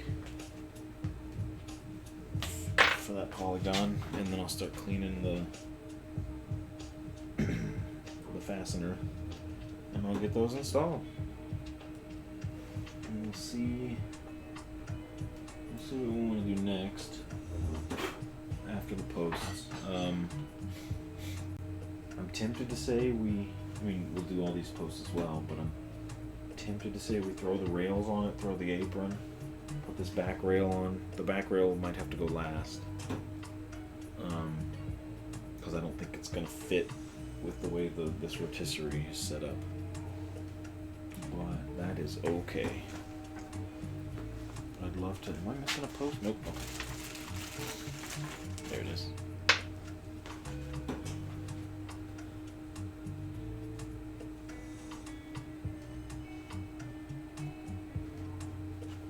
For anybody that needs to clean any plastic or anything, I am not a salesman or anything like that, but this Novus stuff is absolutely incredible.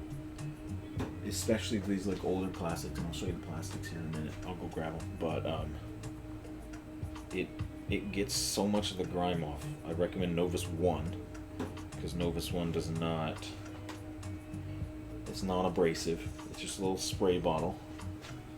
Looks kind of like this, right? And so it removes the like that fogging that you see on plastics. Like it takes that right off. I wish I had before and after pictures. I may actually, but here's one of the plastics. Let me grab one real quick and I'll show you what I mean. I've already cleaned them, but still, like it turned that plastic. It's yellow, of course, but this was all dirty and grimy and foggy, and a simple wipe with this stuff just cleans it right out. And so this guy's actually gonna go right here. But yeah, that stuff absolutely incredible. Feels like magic, honestly. It's pretty darn cool, I gotta say. So highly recommend grabbing some of that. And honestly, you can even use it for like wiping down a playfield, anything like that.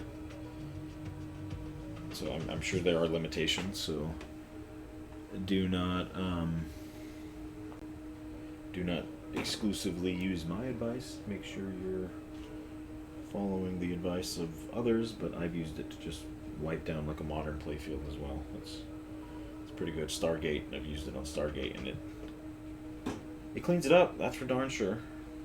And then it I don't think it seals it necessarily, but it does claim to be a dust repellent. So what's one thing that gets all over a playfield? It's not dust, right? Dust is the stuff. It just kind of gets on there. Alright, we'll clean these guys up a little bit as best we can. They're a little rusty in some spots, but whatever. You don't really see that spot. I just want to clean them up and get them somewhat reasonable looking. Just so it doesn't look too bad for me here. And maybe in a little while you guys will see, not today, but kind of talk through what I'm hoping to do here.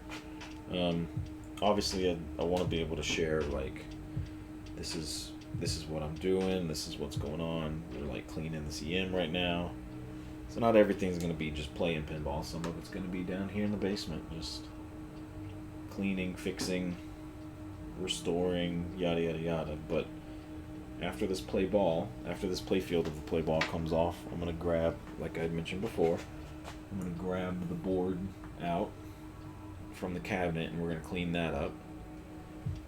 So that'll be nice to see, I think, because you'll get to see all the relays, and I'll bust out the schematic and all that fun stuff. You can kind of see all that, how that works for the most part. And I'll be honest, I'm still learning the schematics for the EMs. Got it down pretty good for a solid state, but then after that, once we get that play ball, this off the rotisserie, and also that board down there off the rotisserie, the cabinet logic, then next up we got over here behind me, which is like this way, kinda. We've got a Black Knight that is a lot of fun. That's a solid state Williams System 7, I think, from 1980. I think it's 1980. That sounds right. It's in rough shape. It's been well loved, you know. But we're gonna do a playfield swap on that. So I got a really good playfield from a guy in Virginia, I believe. Joe is his name. Great dude. Hopefully I get to run into him at Expo this year because I want to say hi. Talked to him on the phone, and he said that he was the guy. I don't know if anyone was at Expo last year, but if you were, he had a shop, a vendor shop there, and he was the guy that brought the Simpsons pinball party with the Duff cans the mod with the duff cans on it. So I remember playing that. I don't know if anybody else did, but it was pretty cool. But didn't know him at the time. But yeah, got a playfield from him. Seems like a really good dude. It's in fantastic shape, for being honest. Like that playfield is awesome. So my goal is to be able to do that. I'm gonna take this plastic off. Once I finish this, I'm gonna take this and put it back. But my goal is to be able to do that next, right? And kind of show that process. And frankly, learn that process. I think that's gonna be a big thing for me, is like, I don't know what it means to do that. I've never done a playfield swap before. So what I'm really hoping, look at the rubber on there. What I'm really hoping is, obviously we're gonna do a playfield swap, right? So we'll grab these, we'll go ahead and stick the rubber on. But I want to document it. I want to try to document that process, because I think it's cool. I think it's interesting. I think it's unique. Not many people do it, and not many people have ever seen it done.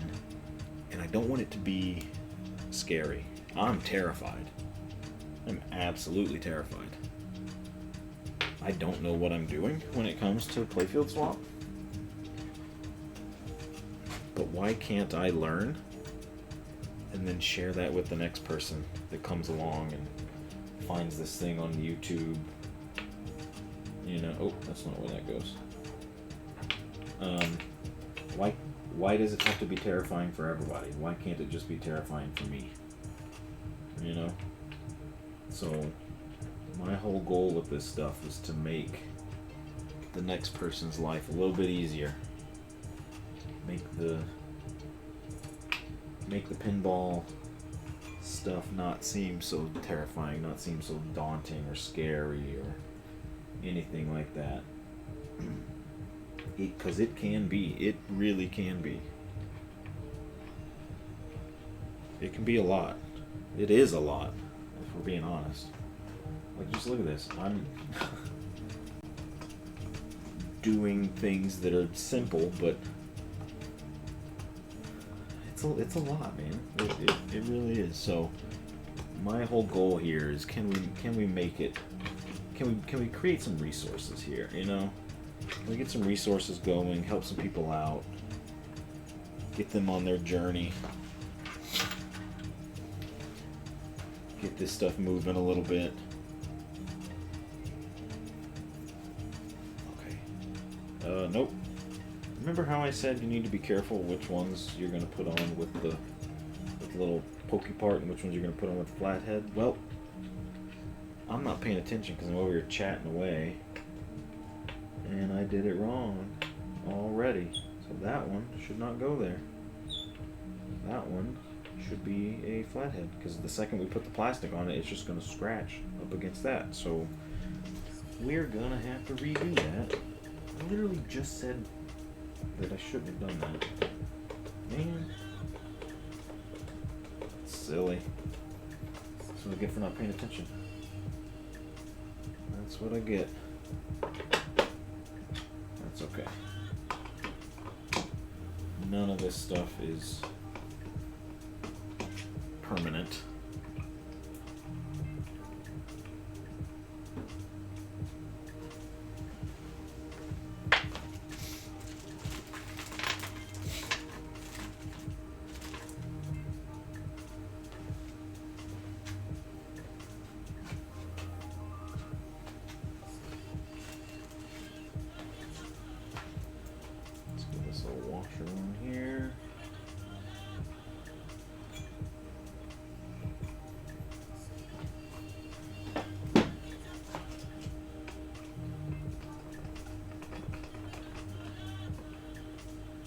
There we go, that's better. Okay.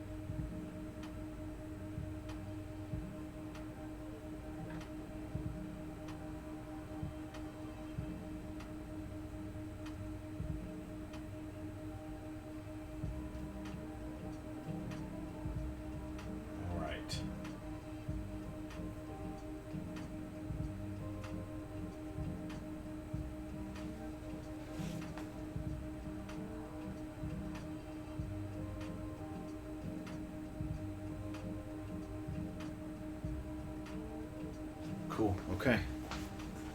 Sorry, just checking some pictures, make sure I'm setting this up correctly. Because last thing I want to do is have to redo it all. I did miss a washer over here, so we're gonna go back and get this.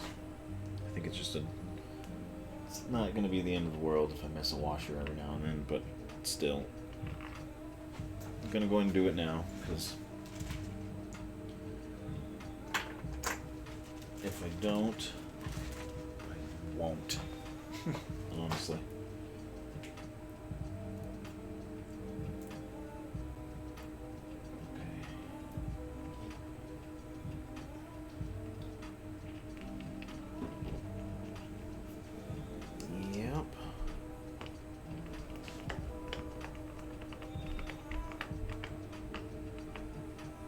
Okay, we got that on, all these are on there pretty good. Now we're gonna go get a rubber like this, and then we'll do the same kind of, I need to adjust that switch, but we'll do the same kind of thing we've been doing this whole time, of like just right. Just making sure our switches are good, making sure everything's nice and snug, and if the ball hits from the pop bumper, if the ball hits over here, it's actually gonna register as points. Because last thing you want is to have a ball go somewhere and not do anything. Nobody likes that. That's not pinball. Alright, so this is a little tricky, but we will get it. I can figure out where the heck my hand is. There it is. Okay. What am I doing? What am I doing? I'm gonna flip this over. I'm being silly over here. That's why I didn't flip it over. Because I didn't put those posts in yet. Dummy. Oh man. How many did I have up there? Did I have all three up there? Okay. There's three. That was silly.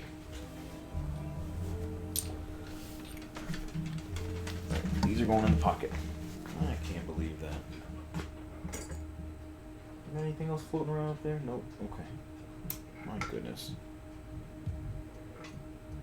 What a boneheaded thing to be doing. Whatever. At least it's not leaving a damn ball in the... Ouch. Leaving a ball in the playfield when you lift it up. That's the worst one. Okay, let's adjust some switches. So this one is way too far apart even with the rubber on. So we need to bring that... This is tricky to get into, but we'll get it. We need to bring this guy closer.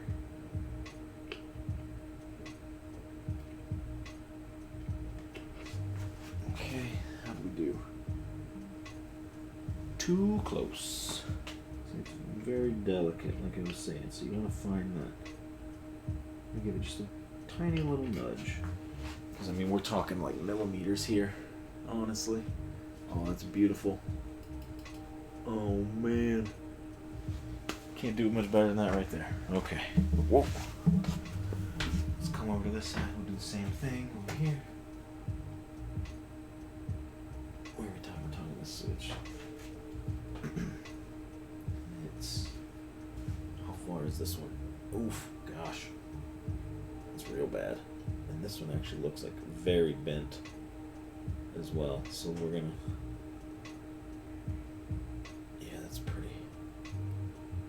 bent. That helps right there. We'll go ahead and get this. Where's the best angle here?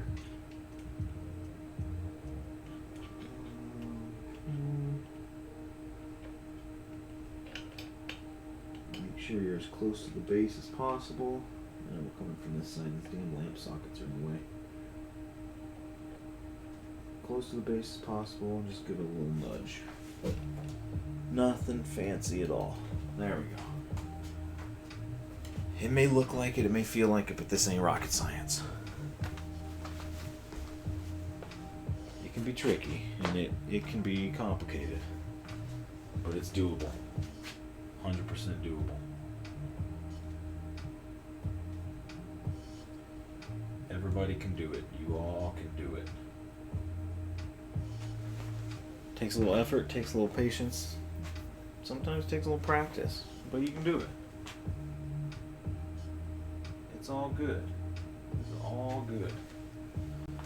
Let's see what we got here. Okay, we got those in place. Let's go back to the top. I will say having this rotisserie, I believe this is a pin dock, but having this rotisserie is just huge. Like it's, I don't know what to do without it.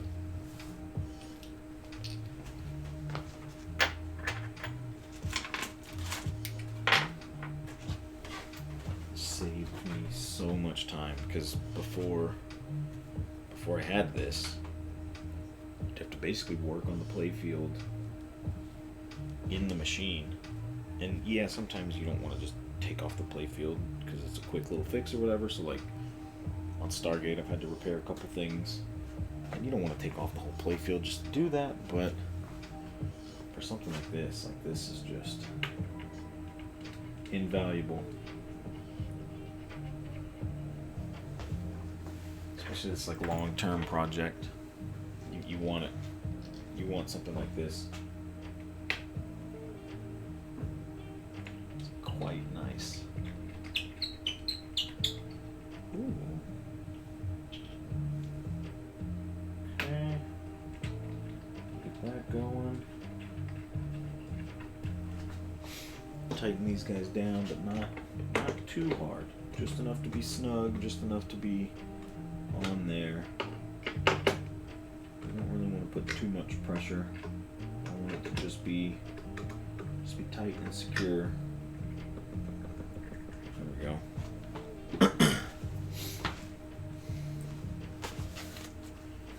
Alright. Get this on there, then we'll check the switch again just like we did. Check that leaf switch. See how it's looking.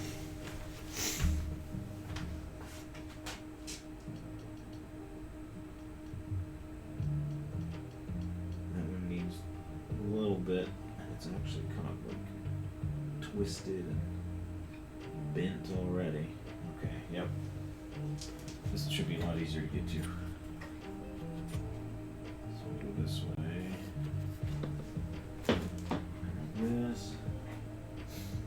Little contact adjuster here. We'll come in. Right there. Give it a little nudge. Doot. Okay.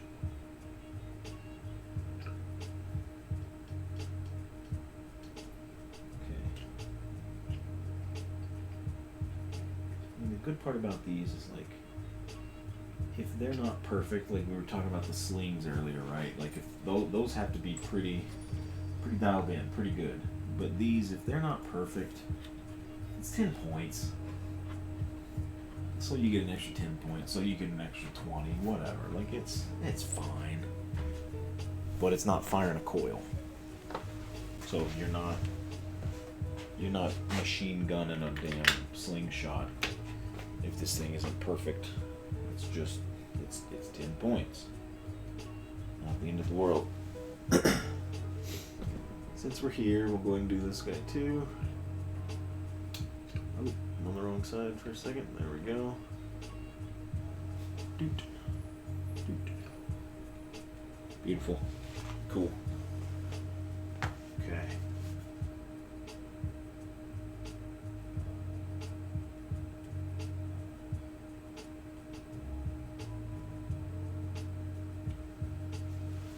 All right. Next up, I'm gonna do this. So this is 2 posts and this guide, and the trick with this is there's rubber and a switch on one side, so you gotta make sure this plastic is on the outside, the correct side. So we'll clean this stuff up a little bit, keep those washers on it, and then we'll install this. And this one is, I'm not gonna call it difficult, but it is a slightly trickier thing because you've got to get the rubber on it. You got to kind of have this all like ready to go at one time. I tried at one point on a different game to like put the swap the rubber out and like have it. It's not enjoyable. And the rubber's going to naturally put tension on these two posts, so you got to have it fastened and secured. It's a little tricky, but not impossible by any means. Not even close. I don't think, now that I say that, I don't think there's a single thing that's impossible on these things. Someone built it. Someone played this a lot.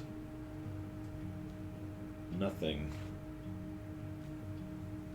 in this stuff is impossible. Like, nothing can't be fixed, in my opinion. It would take a heck of a lot, I guess. So much.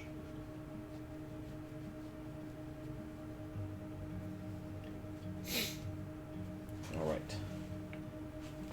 Go. And we'll clean this little guide up. One thing I've noticed is these can get really brittle, so I'm going to be very careful. And I've seen some like hairline cracks right here, but really I'm just going to clean it up. I've got my rag here. I'm going to put a little more of that plastic cleaner on it. But I want to kind of show like what this looks like now, and then what it's going to look like when I'm done.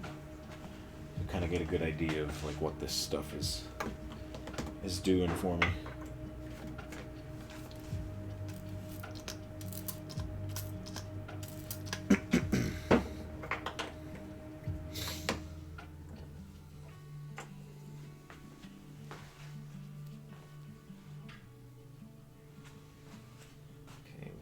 Clean it. Nothing too crazy. We're not being too aggressive with it. We're just kind of going back and forth. I may try to get like a fingernail in there to get these little ridges. You know, kind of go around the hole a little bit. This part was really dirty, so we'll give that a little extra pressure.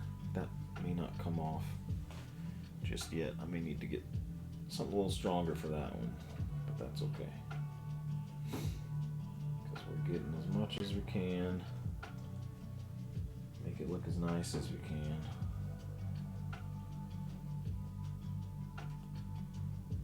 But I'm not going to go out and buy a new plastic guide because this thing's perfectly fine for the most part. Like it looks good. It's just got 50 years worth of crud on it. 55 years worth of crud on it, right? Just how this goes. So, clean it up as good as we can. That's not bad. It's going on the outside anyways, so really, the part that people would notice if they were saying, ooh, this is dirty, is going to be this part. This is the part they're going to see. And that's pretty darn clean. It gives you a little shine back to it, which is nice. It's pretty good stuff.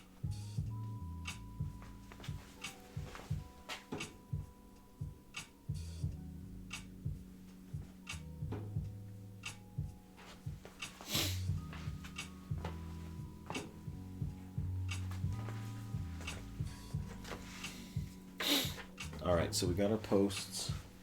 We'll come around to that side.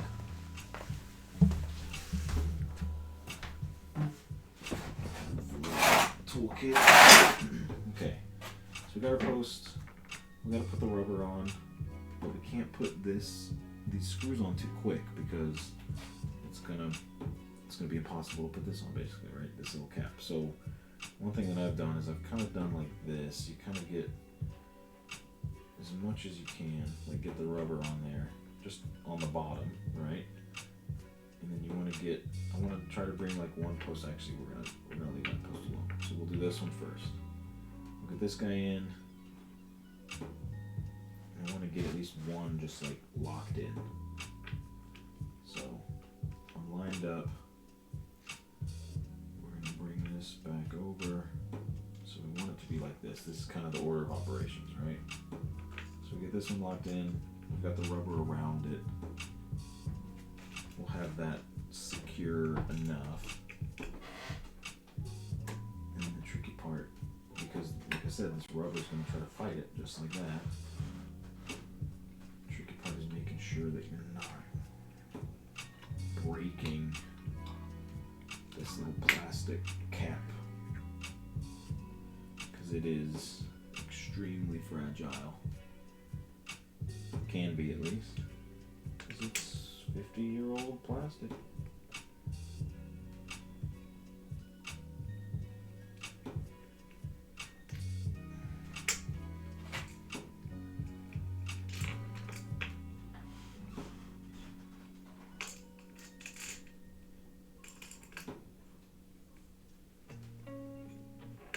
Okay.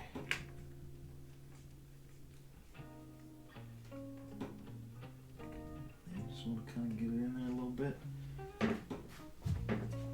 Reach through, get that screwdriver. So that, in my opinion, is one of the trickier things on these machines, especially topside. Just one of those things you just got, ow, ow. Just gotta kind of be gentle with it a little bit, and then I just kind of go in on each side a little bit at a time, and that kind of evens out for us. And there we are. I've got the rubber on it. We've got the switch on the inside of it. I'll check that switch. We got this guy right here, so that's going to keep that going. Because you want the ball to just kind of flow through here. You don't want it. You don't want this impeding it in any way. Because the whole point is you hit this shot. Yeah, you hit that shot like that, and then it kind of goes like a, or the other way around, I suppose, is the way you want it to go. But anyways, whatever. You don't want that to be inhibiting the ball by any means. So how are we looking from a contact perspective here on this switch? Not great. Let's fix it.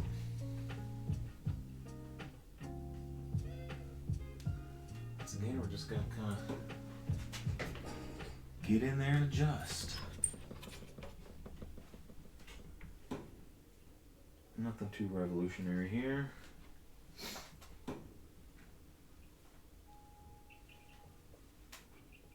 This one's a little trickier to see because you got the darn post in the way, but we will manage. We will persevere.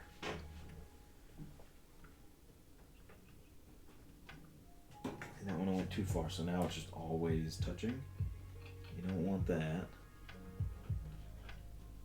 I've been preaching little baby nudges this whole time, and here I go, not listening to my own damn advice.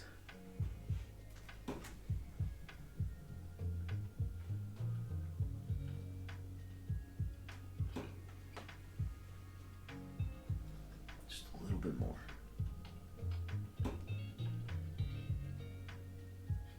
Talking just like the slightest bit. Beautiful. There we are. Okay.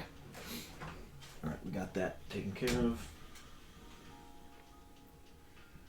We are good on that. Now, let's get some posts. We got these little guys right here, right? Gotta get all those in. We've got this set up good. We've got this set up perfect. This is all looking really nice. We're in great shape over here so far. So let's get those posts going back there. And how many are there? 1, 2, 3, 4, 5, 6, 7. 1, 2, 3, 4, 5, 6, 7. Yay! The other day, I dropped that bag of little rings, and I was so mad. I was like, man, I just lost all that stuff. Dang it. But it appears that I did not, which is great because I did not want to lose that. And I have to order another ring, and it's just, oh no thanks. I'm sure I have some extra pinball rubber laying around somewhere, but still, it's not the point. Alright, we're going to clean these posts, and then once again we want to be careful and cognizant about what gets a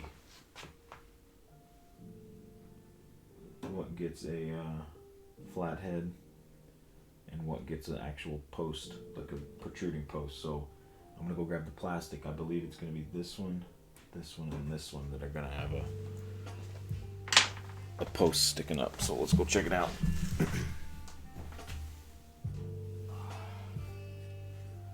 It's such cool plastic. Okay, so we've got this gonna go over the top, right? It's not gonna fit totally, but there's gonna be one there, and then on the wood rail, I believe there's one sticking up as well. Well, no, that just sticks on the wood rail, so that's fine. So just like I thought, one there, one in the middle, one there. Cool. Put this back in there so it can remain safe from me. And we'll clean these little posts up real quick and get them installed. And then after that, what's gonna be next? We'll get the plastics on it. We'll do the rails. We'll do rails. Side guards or whatever you want to call them. I don't know what they're called. Who cares? See, so this may be the thing that I come back and do later is buy new posts for back here, because these look a little funky. This is where I think that water was. So these are rough, but that's okay.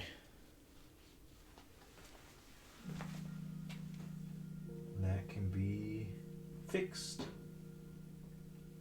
It can be fixed.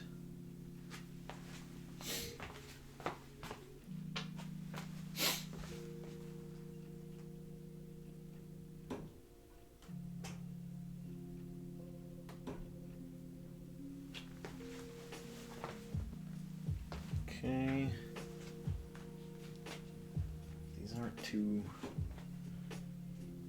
dirty. They're just ugly.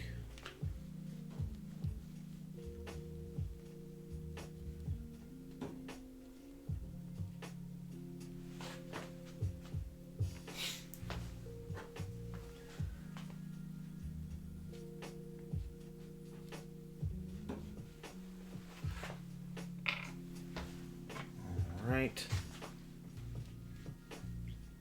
Get that as clean as it can get. Okay. Now we'll get the little rubber wings on here.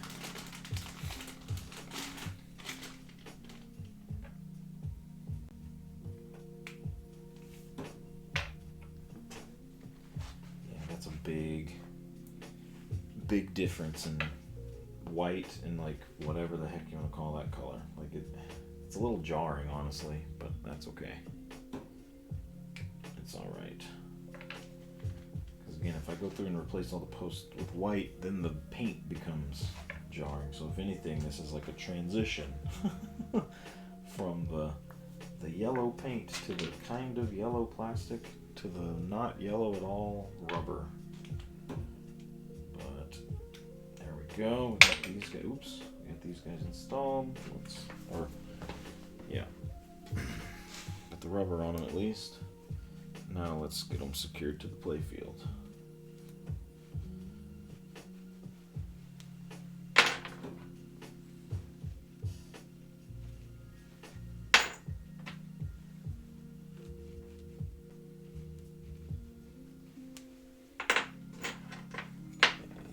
We'll start.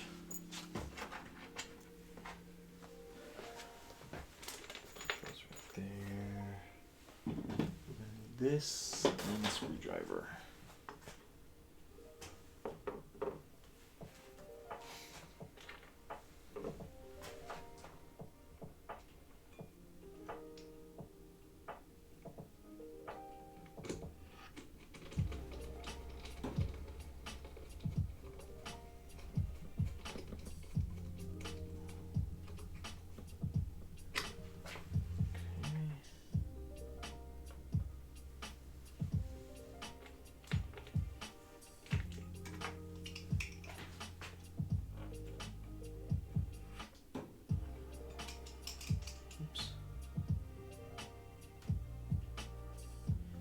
One thing I know I'm gonna have to do at some point, at least I think I'm gonna have to do at some point, is a lot of these lamp sockets are gonna have to be replaced. I mean, back here, I don't know if this is actually showing up, but back at the very back, there's one that just got like crushed.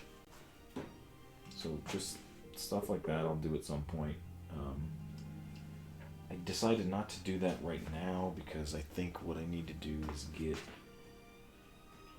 I need to figure out which lamps are actually working, and I think there's going to be a lot of work in the cabinet to get that stuff going before I can actually play a game, much less like do anything of value, you know.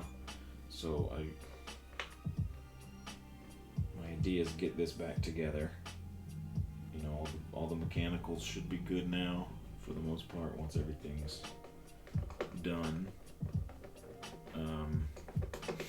Get this back together, clean up the cabinet, and then from there say, okay, this is a lamp that's out, this is something that isn't working, and just kind of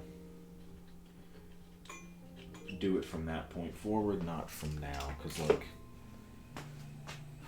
if I really wanted to, I'd go buy all new lamp sockets and just replace them and call it a day, but I don't think they're all bad. I think back here, in this back area, there's going to be more bad than good, but I don't want to just buy lamp sockets just for the sake of it, because that is a very tedious thing, because you gotta redo them all. You gotta desolder and redo it, and just like, oof, that doesn't sound fun to me at all. But anyways, we'll see.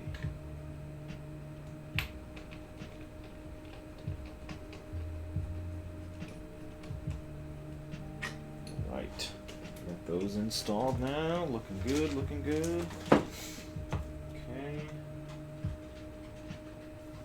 Heck yeah. Absolutely loving it. It's starting to come together. Okay, let's get the rails on, yeah? I think that's what we said was next. Yep, let's get these side rails back on. Now, do I have a bag called side rails? Hooray! Okay. So I'm gonna get one rail here. And it's gonna have to come up a little bit. This is gonna be a tight fit, I think. Somehow. Oh, my clamp is in the way. Okay. Alright. So let me see if I can't move this clamp off to the side a little bit. Is that gonna work? If I clamp here, can I rotate like I need to? Find out.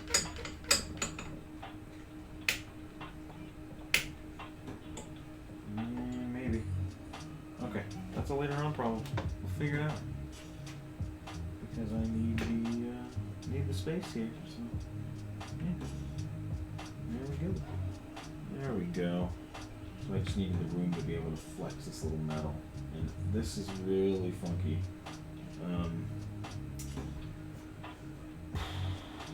I'm gonna go ahead and put this on. As much as I don't want to. Oh, I'm on the wrong side anyway, so never mind. That goes this way. So, I'm gonna go and put this back on. I'm not gonna like it. I'm not gonna be happy about it.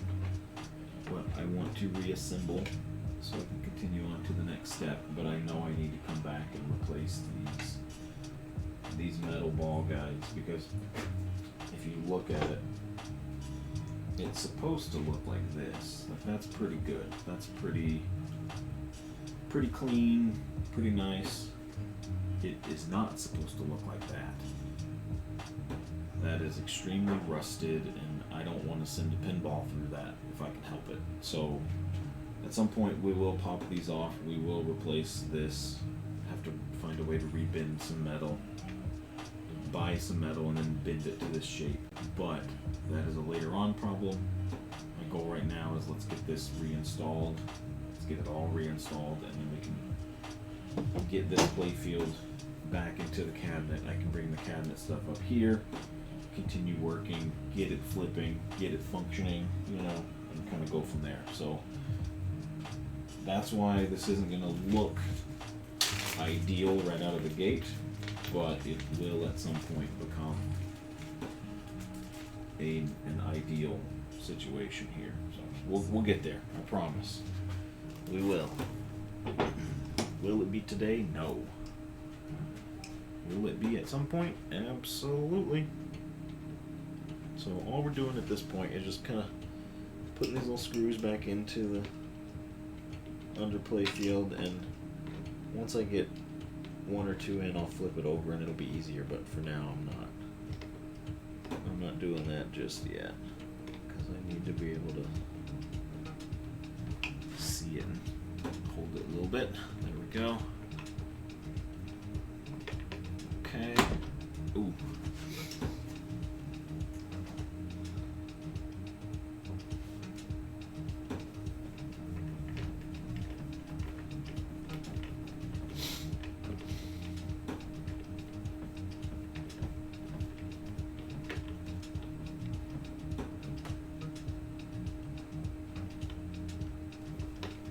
Okay.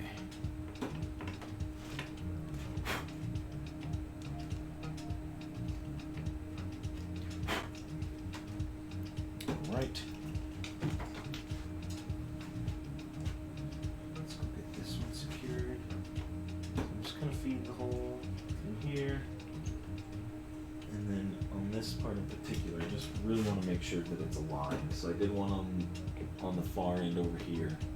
And now I'm doing this side, and I really just want to make sure that it all lines up. And the holes are already there, right? I'm not reinventing anything here, so everything is already in the place that it should be. This is just a reattach moment here. So, but especially with this thing being this like wire form kind of ball guide, I want to make sure it's lined up how it should be.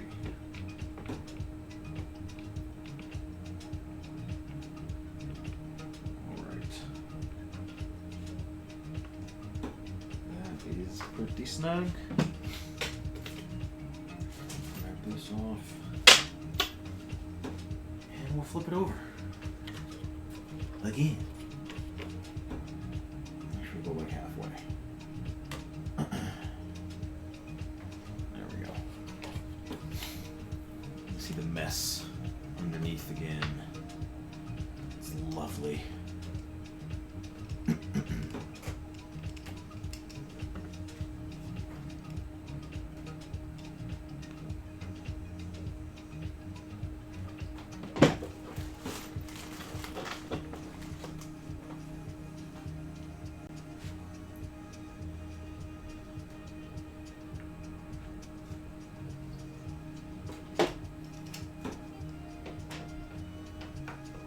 Okay.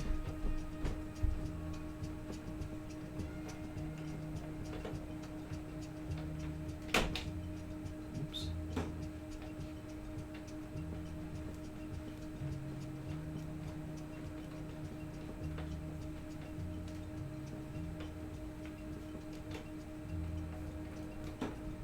Just gonna kind of bring that in a little bit just to make sure we're bringing this thing all the way down. It usually does the work for you, but you know, you have to give it a good little squeeze there at the end just to make sure we're doing good. So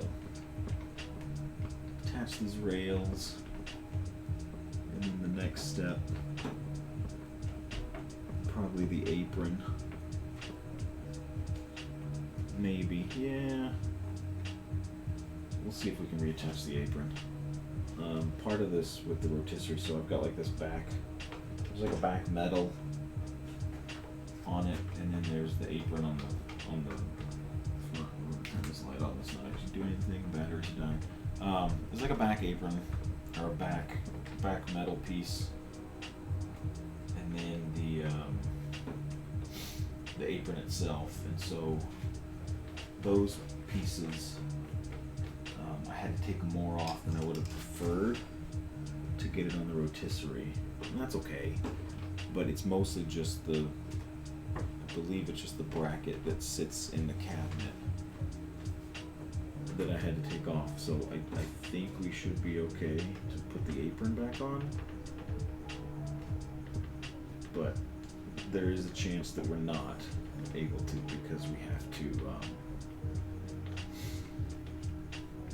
to take it off the rotisserie to put those little brackets on. So I think it'll work,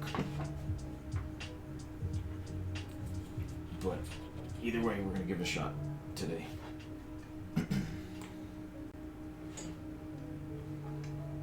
Again, remove that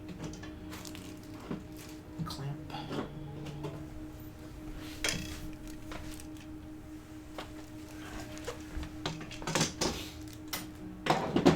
Okay, this is starting to look more and more like a pinball machine. You can really start to kind of see the paths they want the ball to go, right?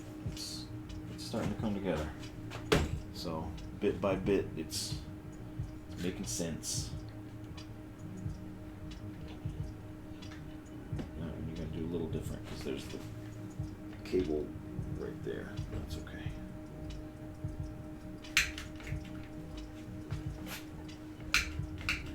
There we go.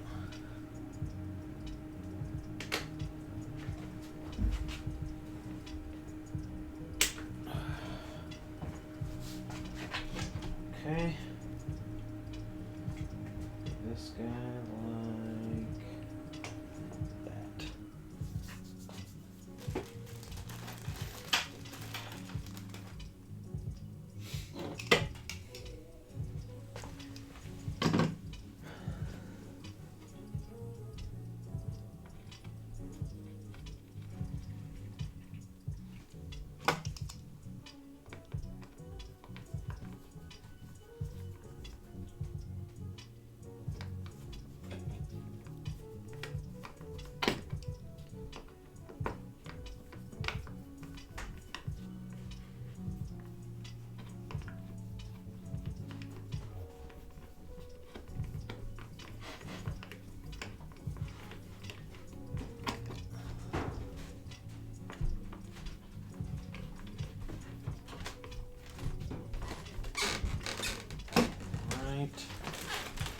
Progress is slow, but it is still progress.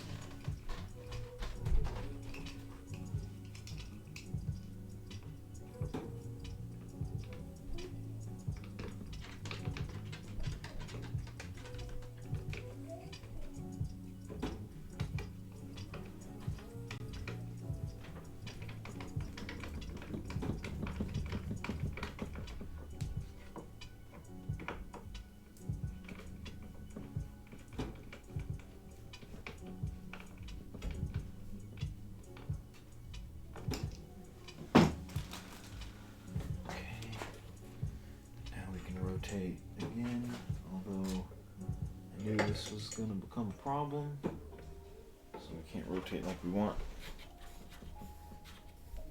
I think I'd be able to fit that back on. There's got to be a way. I'll have to figure that out in a second. That's okay. The clamps being on the ends like that are kind of messing with it. With the side rail now that the side rails are coming back on, so we'll just have to figure out if there's a way to have them coexist here. It shouldn't be too difficult. But these have to go on no matter what, so we'll focus on this first. And then the clamps can always be moved later.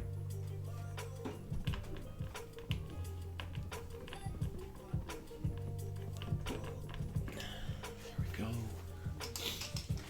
Just a few more of these guys.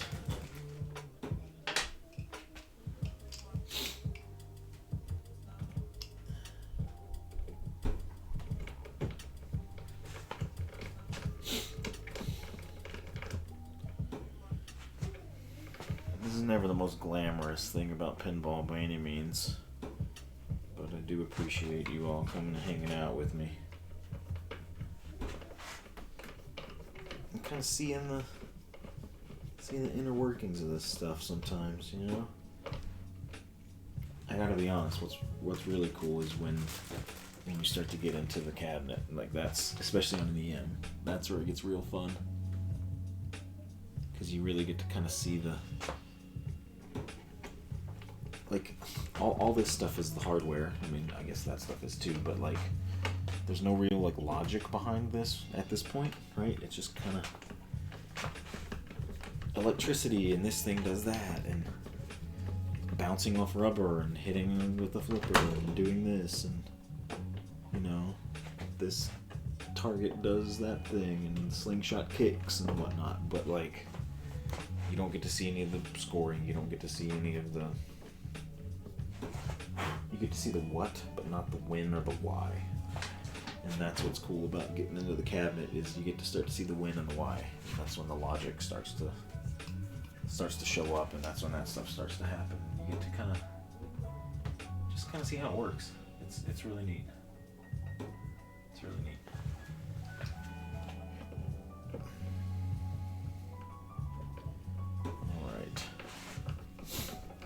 So we get this last screw in here. I believe that's the last one.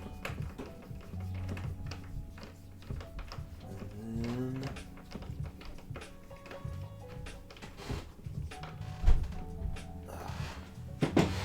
okay. So there's that. Now what do y'all say we throw some plastics on this guy? See how it looks, huh? I think that's the plan here. Now, one thing that I need to figure out. Let me go check my pictures real quick. I'm gonna do this briefly. But one thing I need to figure out is these points. I don't know if you can actually see this, but there's a point here and a point here. Clearly something went in, and that's where the plastic sits, but I don't know if it's a post like these or if it's something different, just like a screw. So I need to figure that out, because I'm all out of fasteners. So we'll see.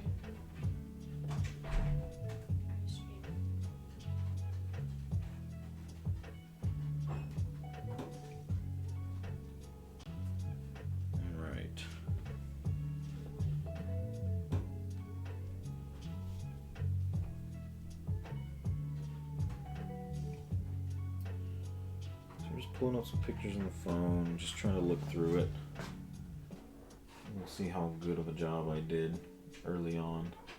Just kind of looking through, you can kind of see it. I'm just kind of looking through the stuff here. I don't think I did a good enough job. That was already off, so we may have to improvise here a little bit, but I mean, you can see how dirty this thing was before I really started. Yeah, so we'll figure that out.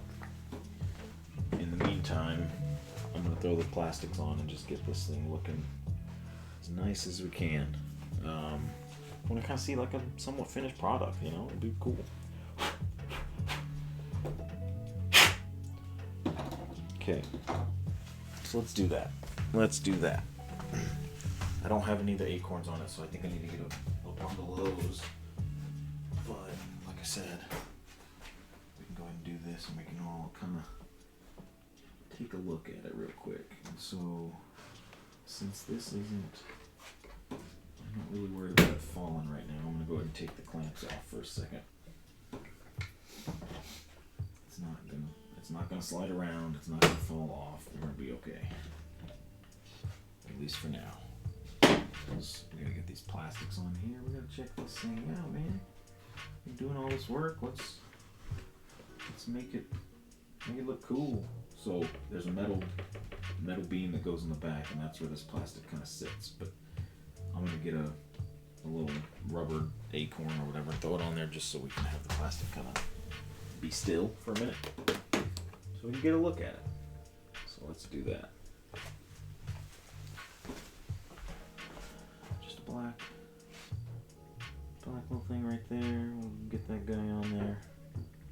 So now that plastic at least is like secure, right? So part of this, oh, that is not down low enough.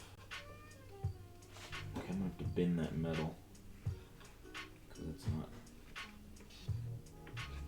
sitting low enough at all. We'll have to fix that. That's not gonna work. Okay, yep, we'll fix that. That's okay. Looks like I wasn't the only one with that issue. So we'll get another little piece right here. Throw it on, and that'll kind of bring that metal down for us. But I want to get this thing to a point where you all can kind of see what we've been chasing this whole time, over the past couple days at least.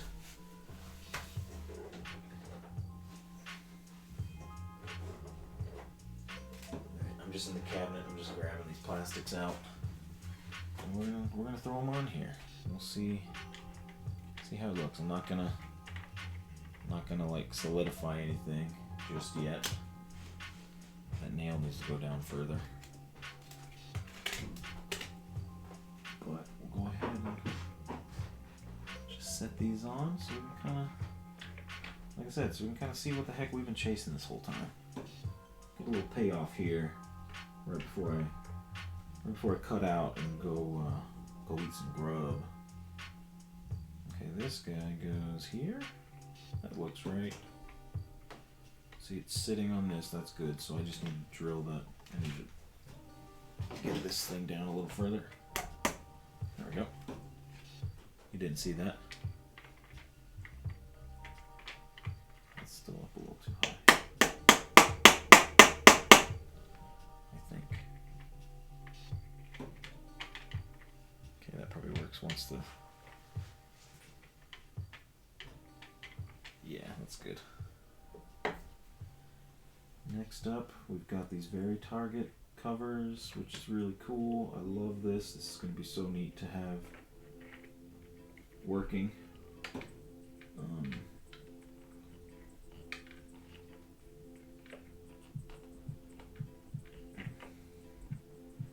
This plastic's a little tricky, so we'll do some post bending or something to get that working, but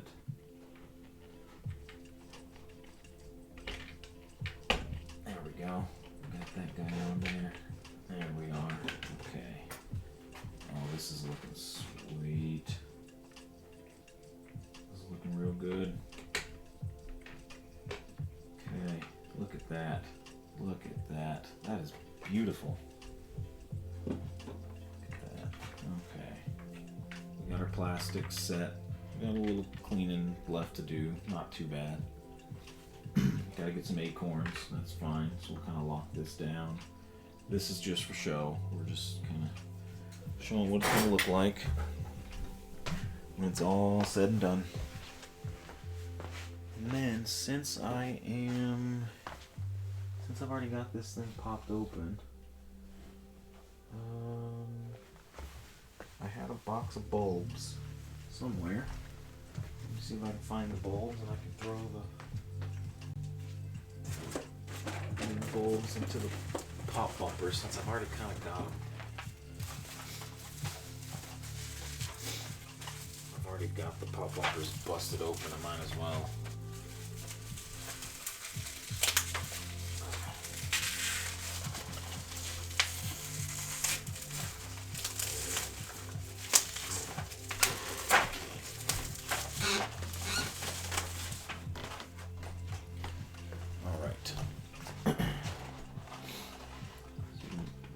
Just a bunch of bulbs, nothing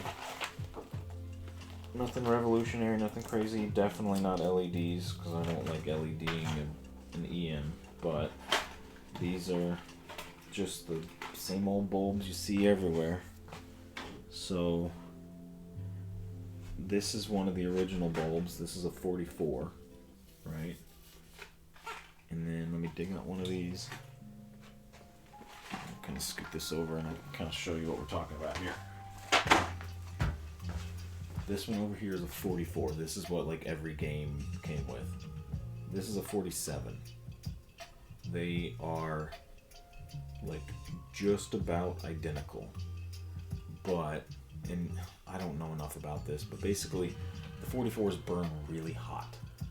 And what they would do is they'd cook like the top of your pop bumper cap, they'd cook your plastic, and they would just kind of melt it and give your game a bad time, right?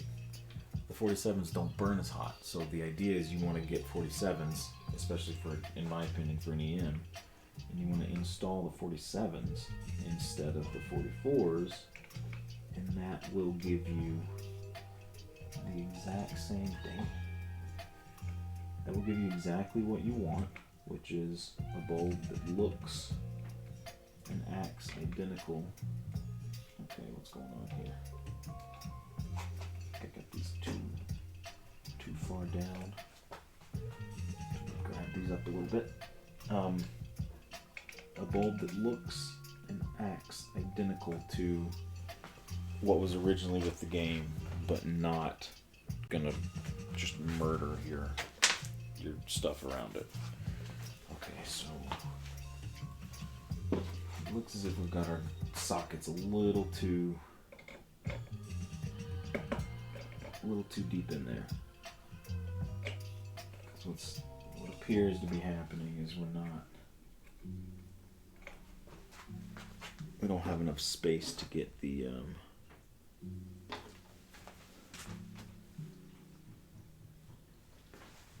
bulb in. There's like a little thing underneath that needs to be depressed to get the bulb. There we go. To get it to turn. Ta-da! That's in now. Cool. Okay. And then we've got a 100 point cap for that. I'm just gonna set it here for now. I'm not really gonna push it in just yet.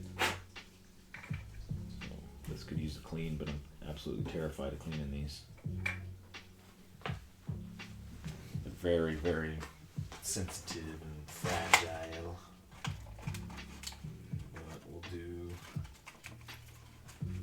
these two right here. Grab a couple more. Kind of lift up a bit.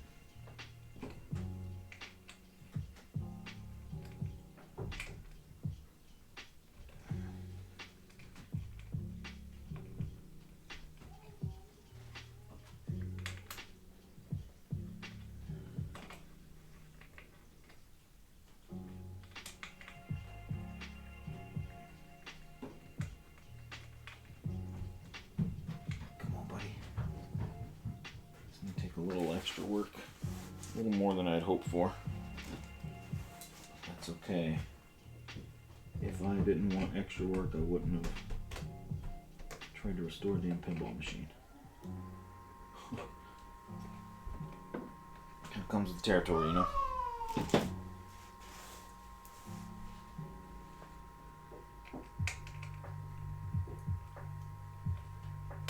There we go. Okay. Better. Yup. We'll have to bring this guy up. Yeah, really the whole thing is when I put these new sockets in, I pushed them down a little further than they probably should have gone. And what that meant is a little contact that's supposed to flex down is not. Doesn't have the space to do so. So I'm lifting it up just a bit. This one may prove to be the trickiest yet. But that's the idea, is I'm trying to just lift it up enough to give it that space, and then I can put it back down when it's done.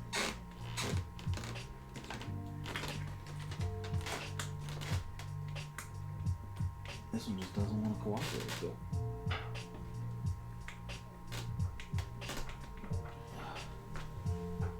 And make sure the tab can even move.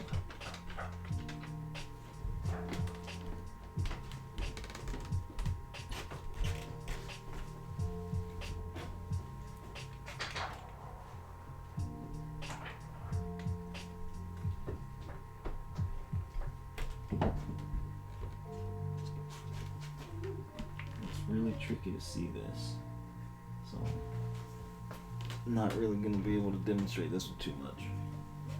Well, that's okay. Maybe I just need that. Kind of pushing underneath at this point.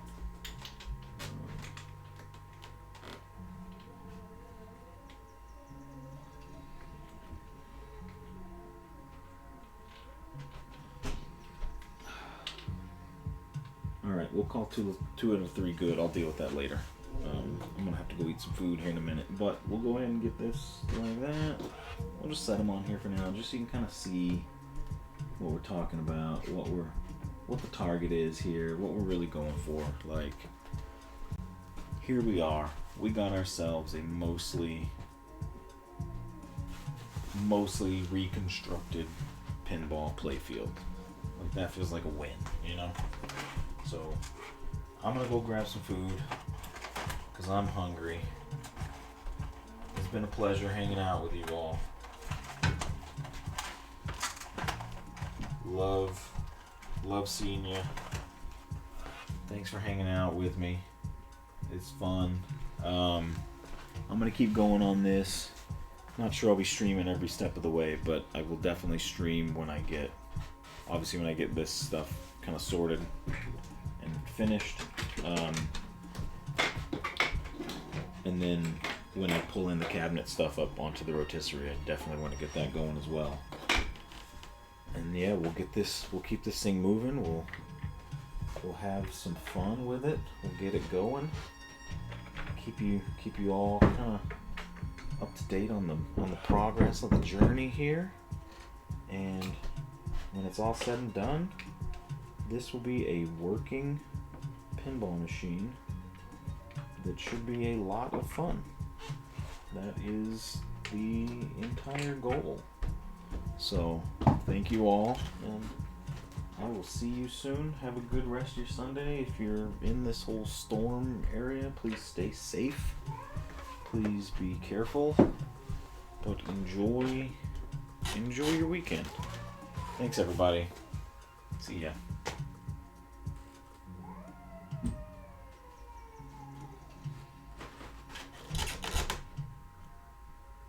Oh, we gotta go raid somebody, don't we? Yeah, let's see who we got here. Who can we raid?